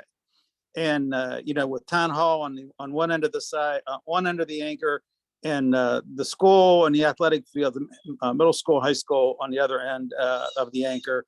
And with all those things in between, we have the Eagle House, we have a little pocket park, we have the library, we have TC Passios, we have the green where we have the band concerts. And then, of course, then you go into the middle and high school complex, which I think is a grand place. So I think that if you were trying to sell this to the voters, is that you say, this is the Lunenburg way, this is the Lunenburg community way. And it's I think a great corridor for us to have in terms of putting community facilities along that way. The second Tony, thing, if I can just make a comment / joke. I think we can tell you're from Ohio and the planned cities kind of approach to things, because that's how it happens outside of New England, that there's planned approaches to what goes where. So well, what's interesting to hear that feedback. Yeah, what's interesting, Michael, is that the town has done that. Like Eagle House, the Boys Club and Girls Club, the library. I don't think there was any planning that went into that process, apparently, because it was New England. There was no logic. I can attest to there was no logic. But it's all right there, which is really incredible. I mean, and I think that, well, I love your idea of taking a look at 635 Mass Avenue, because I think that piece of crap real estate in front of the public safety building is a detraction to the town of Lunenburg. Now you're starting to spread the community way to a different location. Second thing is, and I spent 25 years doing this, guys, renovating is always cheaper than new. And the only time I was allowed to do new was when Congress said you have a new function or a new activity and you can't use that old building to do it in. And, we're not talking about new functions. In fact, we're talking about basically maintaining functions in all these buildings, and renovating is always new. And one of the things that you always have to remember, even though there's things like earthquake reinforcements and there's code changes, is that when you get done with those activities, yeah, you might have spent some money that you didn't think that you should have spent because you were renovating the building. But just remember, you got cost of demolition if you get rid of any building in order to do something new. And those costs of demolitions are not inexpensive. And you got to do the same thing if you use a renovating approach. Like, for example, we had to spend money to remove asbestos at Old Primary School. And, whether you demolish it or whether you reuse it, that's a cost. And then you have the added cost of demolition. So my second point is, it's always cheaper to renovate. It invariably will be less expensive. And then the third thing that that I'll say, and this is contrary to what, particularly what you've been saying, Peter, and what you've been saying, Michael. I agree. PAC has played a really important part for the town in terms of us being able to communicate, during the pandemic. And I think it's the wave of the future. I don't think we need a studio to do that. What we really need is good equipment to do the streaming that's required. The other thing is the town has an agreement with Xfinity Comcast that ends 2028. And I don't know what the future is going to hold because, there's a lot of movement afoot right now to have wireless internet. And that's going to affect what the town's new agreement will look like in 2029. And whether there's money there to support a studio, that's not that long from now. We're talking about 6-7 years. And I think that we should spend the money that Comcast is generating for the town right now to give us the right equipment to do streaming. You don't need a studio to stream. And all of us that are on this call today are a testimony to that. We didn't need a studio to sit and talk with each other. And I would really be cautious about spending $1 million or $1.5 million on a PAC studio. For whom? The citizens of Lunenburg want to be able to see what the town is doing. Do we need a studio to do that? So those are my 3 points. I have other details which Michael Ray will share when he sends out my sheet. Well, thank you for those comments, Tony. I do hear you. I think that PAC, who may be listening to this live, is probably fuming, and they would definitely, no doubt that they're going to send some feedback here. Let me turn a light on as well in my house because it's getting a little dark. I'm sure I didn't make them very happy, but they have a big job for the town. Do they just need a studio to do that big job? Yeah.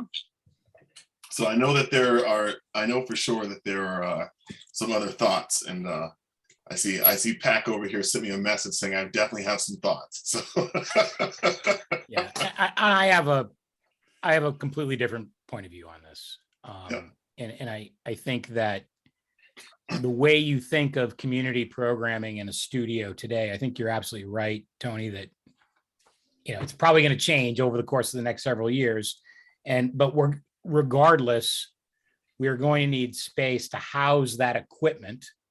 There does need to be a central point that all of these various feeds come in and then get disseminated from. We're not going to change networking architecture principles in the next 10 years. I can assure you of that, although the cloud will have some bearing on this.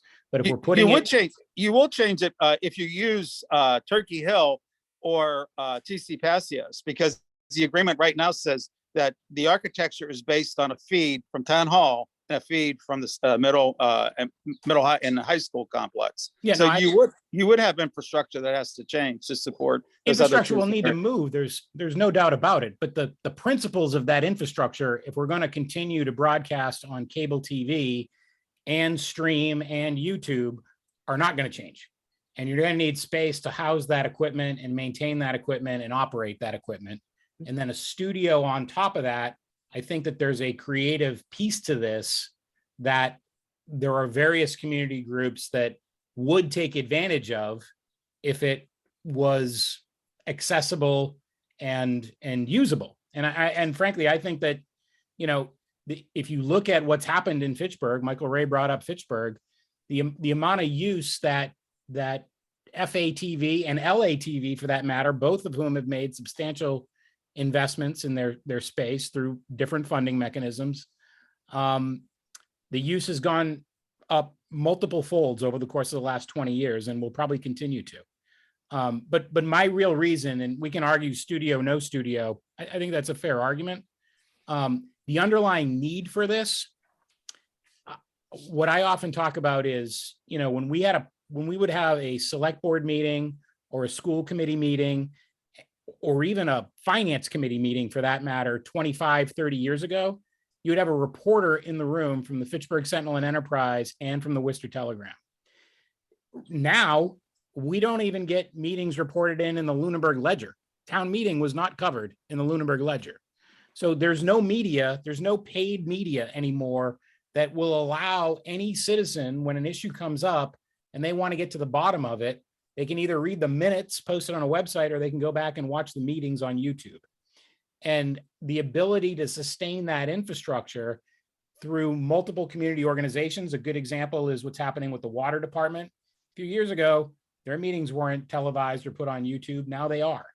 And there's going to be additional needs for that over the course of the next several years. And I think it's foundational to sustain our fledgling town democracy. And it's going to need public support. I agree with that, Peter. I'm just saying you don't need a studio in a traditional sense of a studio with a high ceiling and lights, and lots of space and a place for people to sit. I think that we do need the equipment to make sure that we have a viable and robust capability to stream. The other issue is no one's watching the cable channels. People, I would be willing to bet if you look at the amount of people that viewed, the various meetings during the pandemic, they viewed them like I'm viewing mine and on a cell phone or on a computer. They didn't sit down in front of their TV. So I don't, let my comment be perfectly clear. I think that the PAC deserves the equipment to communicate the meetings that we have that need to go before the public. I question whether the PAC needs a public studio where people can come in and create a program, separate from the meetings that take place at select board or at the annual town meeting. And I think that maybe the solution, the compromise to, my divergent point of view with the others is that you say, all right, if we really think that there should be a community studio, then let's turn it into a private nonprofit. Let the town tap into their technological capabilities to broadcast a select board meeting or an annual town meeting. We don't use studios for that function. We use the settings for, at those two different locations. And then let them have, some support, some financial support for the town, but then let them go find the other funds using something like mass development to create that studio space. I'm sure there's a lot of good things that are happening at the Fitchburg studio, but we'll go back to one last thing here. What do the taxpayers want to support? Yeah, and I think that that's a good point. I want to give Christina the opportunity to comment on this, but I think we're going to have to save the conversation on PAC for another day. Although I will mention to you, Tony, I'm always surprised at the amount of residents who leave public access television on. And when I walk out, and it's one of the benefits of not being a selectman is that you can have a beer and run to the store. Whereas if I have a beer and run to the store, it's supposed like I've been drinking all day. And everyone, and I wouldn't say everyone recognizes me, but I'm always surprised at the amount of people who do. And the people who come up to me who I've never seen at any public meeting ever, who say, "Oh, I watch you on TV." It happened to me at a subway at Hanscom Air Force Base. I went to a subway at Hanscom Air Force Base, and the person making my sub said, "Oh, you're my selectman. I see you on TV." And I was thinking, like, you must have me confused, But I'm always surprised at the amount of people that really do tune in. And I have many friends, many of their parents certainly watch it all the time. Christina? So I was just going to say, I think we're kind of circling on this point, but people are forgetting or might not know that isn't PAC funding.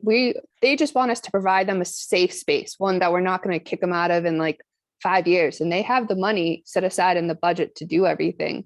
So I think it's kind of a discussion more so with them of confirming that and just finding them the space they need and then letting them retrofit it to their needs. And I understand, I don't have cable, I have YouTube TV, but at the same time, I watch the meetings on YouTube. And I don't think the town has an IT team that's suitable to take this over on their own. And why break something that's not, they're doing a great job. Why take it away from them? I don't know.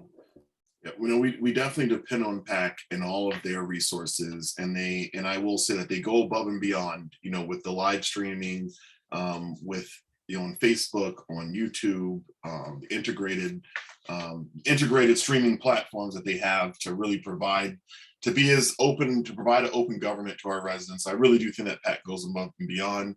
I agree that there's some points, I still am not sold on a kitchen studio, but I do think that there are some areas that that I can after my walk through today, I will say maybe we need to plan a field trip to Fitchburg Access Television. And I think it might help us better understand like what it is that PAC's trying to accomplish and do. With that said, I think we're kind of at an ending point here with our agenda. So let's see, next we have any communications from any committees. So it's discussion on committee communications and public outreach. So any correspondence to or from the committee from any other boards that we're aware of? Could I correspond with the committee as the chairman of the finance committee? Sure, sure, Mr. Beardmore. So the finance committee in our last meeting, began sort of a review of what happened at town meeting and the budget season over the course of the last year. And we're beginning to formulate what projects we're going to look at over the course of the next 6 months until we get into the next budget season. And one of the potential projects that we could potentially dive into is, of course, the funding and the budget for everything that we've been talking about for the last 2 hours. I'm the only one that put budget as my number one priority, and perhaps that's because I'm the chairman of the finance committee. But the finance committee is not going to act without agreement from this committee, and for that matter, from the other committees that I've outlined. That being said, I think this is like a critical success factor. It's a pacing item. If we don't do it, we're going to fail. But I would like some sort of decision from this board that more or less endorses my number one priority, which is come up with a budget that the key committees in town and the town manager agree to. Can I say something? Sure, Mr. Roy. I agree that we need a budget. I completely agree with what Peter is saying. But I do not agree that it comes from this board, this committee. I think that the authorization to do that, I think that the select board needs to step in here and say to our committee, and I'm, you can quote me, you need to stick within the budget that the finance committee, that we're authorizing and asking the finance committee to give you. I just, I think maybe the approach is we should ask the select board to intervene on that point. Because I just don't think it's in our,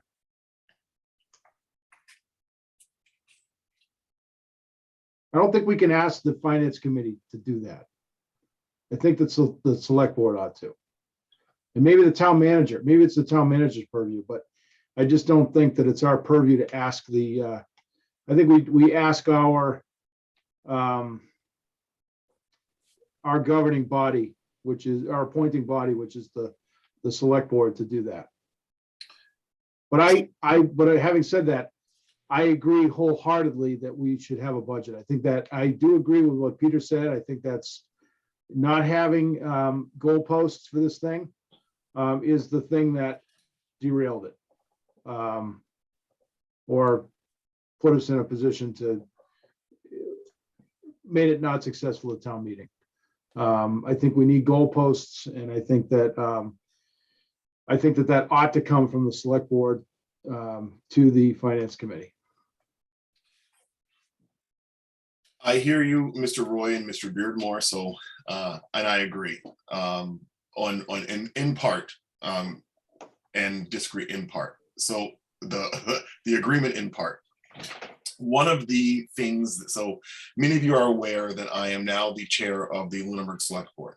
And so one of the things that I worked on over the last couple of weeks while we were out of meeting is part of our calendar, and outlining what our calendar is every meeting between now and the end of the fiscal year. And what we're going to talk about as far as town manager presentations, select board presentations, and workshops. And there's a lot of things that are still to be determined. But one of the things is to walk through all of our policies and procedures, including our financial policies. And I think the current plan is for us to take another look at its Article 3 in our policies and procedures, which is all of our financial regulations. Because as Mr. Beardmore referenced tonight, That 11% comes from the select board as far as, and so I think that we need to, and I think based on the calendar, which of course I have it sitting here, I can probably pull up and tell you when. But I think part of it is, and let me just see when we have it, in August, mid-August is when we will be looking at our financial policies and seeing if they need to be updated. Because I think that part of this conversation as well needs to be, are our financial policies the best that they can be for our community? Do some of these percentages need to come up? Do some of them need to come down?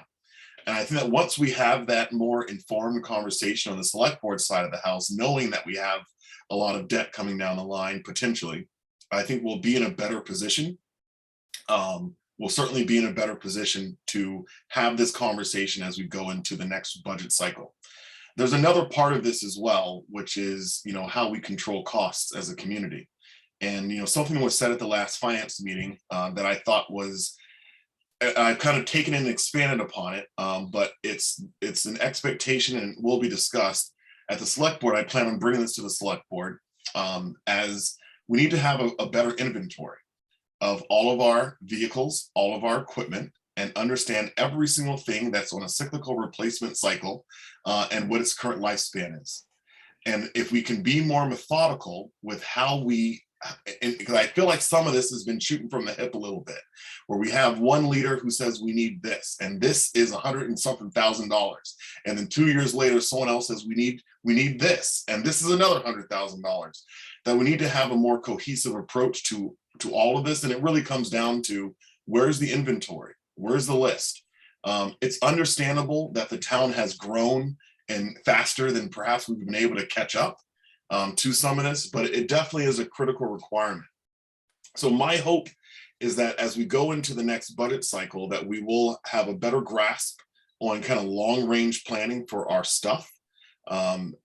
That being one part of it. And then also that we'll have another look at our financial policies to decide what these limits really are and are not. There's another component to this as well, which is senior tax relief. It's something that every member of the select board is committed to doing. And the bottom line of it is that it's finding ways to help keep seniors in our community. Many people who retired in the 90s, I have a friend who bought her house on Pratt Street for $28,000 in 1978. And when she retired around 2000, her family, how much money? I think we just lost our chairman.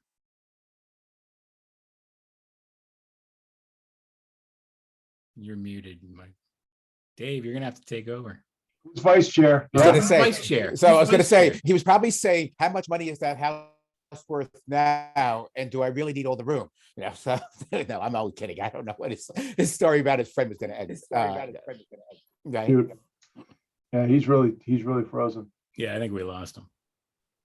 He's probably saying that they pay more in taxes now than what they bought the house for. Yeah. Well, Yes. I can attest. My wife works at the senior center, and it's hard. It's hard for folks. But to my point, I'm assuming Michael Ray will rejoin. I'm even willing to make a motion that we ask the select board to ask the finance committee to give us a goalpost for what this project should cost. I just don't think that we should ask the finance committee. And maybe I'm just totally out to lunch and this is just semantics, but I really feel that the select board should step up here and provide leadership on that point. So just to be clear, he's coming back. He's coming back. Now we're in trouble. Yeah. Okay. He's back. You're muted though. You're muted. So that was like in slow motion because I could see me fading away. I could hear. We lost you at 28. We lost you at, they bought their house for $28,000. Yeah, I was trying to like make you chair real quick. Yeah. No problem. No problem. But Michael Ray, while we were, Mr. Jeffries, while you were coming back to us, we were chatting about it. I think the idea is that the board, as a group, we would like to have it where whoever needs to set the goalpost, sets the goalpost for us. Yeah. You know, whether that's from the finance committee, whether it's from the select committee, it doesn't really matter. That the town needs to set a goalpost for us and say, okay, this is how much pain we think people can endure for this. No, I So- agree with you on that one. I will bring, can you hear me okay? Yes. Yes. Okay, I will bring that back to the select board. I was trying to articulate that I agree with you that I think it may not happen until we're in the end of the year though, as we get toward the fall time period into the winter. But that I do hear you and I agree with you. I think that's I- okay, because I don't think we're gonna be spending any design development or even schematic dollars on this until we get funding. Presumably, the earliest that would come would be at a fall town meeting. Well, but I So do We're think not that gonna it, be, I think that, you know, as we zero in on our king for a day scenarios, whether we have 5 or 10 or 20 or $25 million is going to guide it's true. Yeah. potentially these various scenarios that we go down. And if we want a funding article at fall town meeting, then we got to put the horse in front of the cart. And I think we all agree that coming up with a number is kind of the nose of the horse at this point. And I think that, you know, and maybe Michael Ray, this is something that maybe you and I take offline to synchronize our schedules or whatever, because there's multiple committees involved here. I don't really care. I understand your point, Greg. I don't really care who asks whom. I'm asking, you know, for some guidance in terms of, do I bring this back to the finance committee and do we jump on it and run with it? Or do we just sit around and wait? But as a member of this committee, everyone understands where my priorities are. Yes. And I guess I'll go on record saying I agree with your priorities. I agree we need the goalposts. I just don't know if we should ask directly to the finance committee, but I'm perfectly willing to go on record saying that I think we need the finance committee to, regardless of who needs to ask the finance committee to do this, I think we need the finance committee's direction on this. And or the town's financial planning Yeah. consultant. Financial policy comes from the select board and the town manager, and the finance committee, as I understand it, advises town meeting on how to vote on financial related articles. But certainly if you want to get the finance committee's endorsement and support, you should be working with them along the way. Right. So I agree. I do think that there's an opportunity here for that to happen. And I hear you that the goal is to identify kind of what this budget is, what these goalposts are. It is critical to this process, but I also think that we need more inputs, that we need to have somewhat of a vision first. Because I mean, you know, getting a budget of $20 million to getting a budget, if we say the number is 20 million, as an example, getting a budget of $20 million, but not having it clear enough on what that money is going to go towards, you know, may not be the right way. Especially if we end up saying that the approach is to go to a Turkey Hill and that the disposition of Turkey Hill is to become a new town hall and we're going to phase it in, you know, that may be too That high. definitely changes the scenario in terms of how you do the calculus. It does. Absolutely. But It but does. I do think though, Michael Ray, that it's a worthwhile exercise to run the numbers in the what I would call the predominant scenario, which is do Turkey Hill in 8 to 10 years. Even if we wind up flipping them, I think that it's a worthwhile scenario to run, or maybe run both scenarios. But you know, if we're going to stick to this 11%, and I happen to believe we need to, for all the reasons that you began to outline when you were talking about taxes, there needs to be some financial planning that keeps us within those bounds. And it's not just the elderly. You know, I pay my taxes through an escrow account attached to my mortgage, and my mortgage went up $150 this month because of what my taxes have done over the course of the last 18 months. Yep. So, you know, it's everybody. No, I hear you. It is. It absolutely is. Okay. Any other comments, thoughts? on correspondence to and from the committee. Old business is agenda requests. Any action items? All right, we have not seen minutes in a while, and I will politely opine that one of the challenges that was articulated very well by the town manager was that we needed to have a minute taker. We got minutes from Brian. We have the minutes from, I must have missed those minutes from Brian. Yeah, we got them. All right.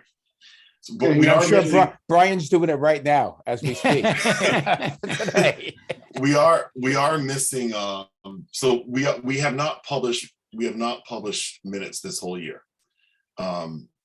That's problematic, and that's where I was going at. That part of, I think, the idea behind the town manager's push to have a note taker was that we would have staff support for some of this. Staff support is months behind. And so it's something that in my capacity, I need to address and have addressed with Heather as a town manager, but we have not published minutes in a while. I asked Brian at the last meeting to start taking over the function again, so that way we can communicate to the public what our discussions are, but we need to resolve that issue as well. So we do have some outstanding minutes, and we have to be better at getting them out to the public. So, Mr. Jeffries, Mr. Chair, what the person we had that was doing it when we called TC Passios, are they available still? My understanding is yes, but I think I know this is a public meeting that's televised and being broadcast, so I want to minimize additional comments on this. Okay, gotcha. Should we All right. at least make a motion on the minutes of 5:16? If you'd like to. I move that we approve the minutes from May 16 as presented by Mr. Leighton. All right, is there a second? I second. All right, all in favor, we're gonna have to do this roll call. Mr. Blatt, I was not there, so I have to abstain. Christina, Aye. Mr. Roy. I Great. wasn't there either. Peter, we're not gonna have a, We're not going to have a Sorry, quorum. I was hoping Mr. Blatt was there. would you like to withdraw the motion and the I second? withdraw the motion. All right, we'll try this at the next meeting. Well, wouldn't you with Tony, yourself, Peter? I haven't read them, so I can't. Oh, vote for them. okay. You still need 4 votes. Yes, okay. We had it. We had the 4. All right, we'll hit this at the next meeting, but it is something that we're aware of. If anyone in the public is looking, we will get those minutes out, and this has been prioritized. I get it, and I want to be defensive a little bit of staff, but I do. But regardless, the expectation is that we post minutes within 30 days. So, future meeting schedule. Our meetings generally are on the first and third Mondays of each month. I noted on the agenda that an error. I noted June 20th. We'd already talked that not having a meeting then. So our next meeting would then happen in July because we have July the 4th. So this bumps us to like July the 18th. Is there an opportunity between now and July the 18th for us to meet again? Could we I do hope the, so, because I'm not going to be available on July the 18th, All right, but I would be the Monday before that. that would be the 11th. Yeah, I could be there. Could we do the 27th? 27th, I can't be, but that's okay. We I lose mean, Matt actually, I might Allison. be. Yeah, we lose Matt Allison at 6:45 because of the Oh, Yeah, right, board. right. which that will impact him on the 11th as well. So I think we can probably plan for a meeting and just trying to get the meat at the beginning of it, so that way he can participate in some of it, the discussion if he's available. So does June 27th work for everyone? For me, I'll be in Germany, so All right, you'll be in Germany. it might be a little late for me to join at that point. I'm Midnight. okay for the 27th as of now. All right, Tony. I'm okay too. All right. So we'll plan June 27th. I'll reach out to Mr. Allison as well and Brian to confirm their availability, but we'll plan for that. Any public comment tonight from the public? Any public comment from APDC? Tony? No, thank you for allowing me to continue to participate. Of course. And any public comment from any other committee members? All right, time is now 8:28, and I will take a motion to adjourn. So move. Second, All right, all in favor, Mr. Blatt, Aye. Ms. Masitas, Aye. Mr. Roy, aye. Mr. Beardmore, Aye. Mr. Scullin-Brini, Aye. and an aye for myself. Thank you all, and hope you have a good evening. Thanks. All right. Take care. Bye. Thank you.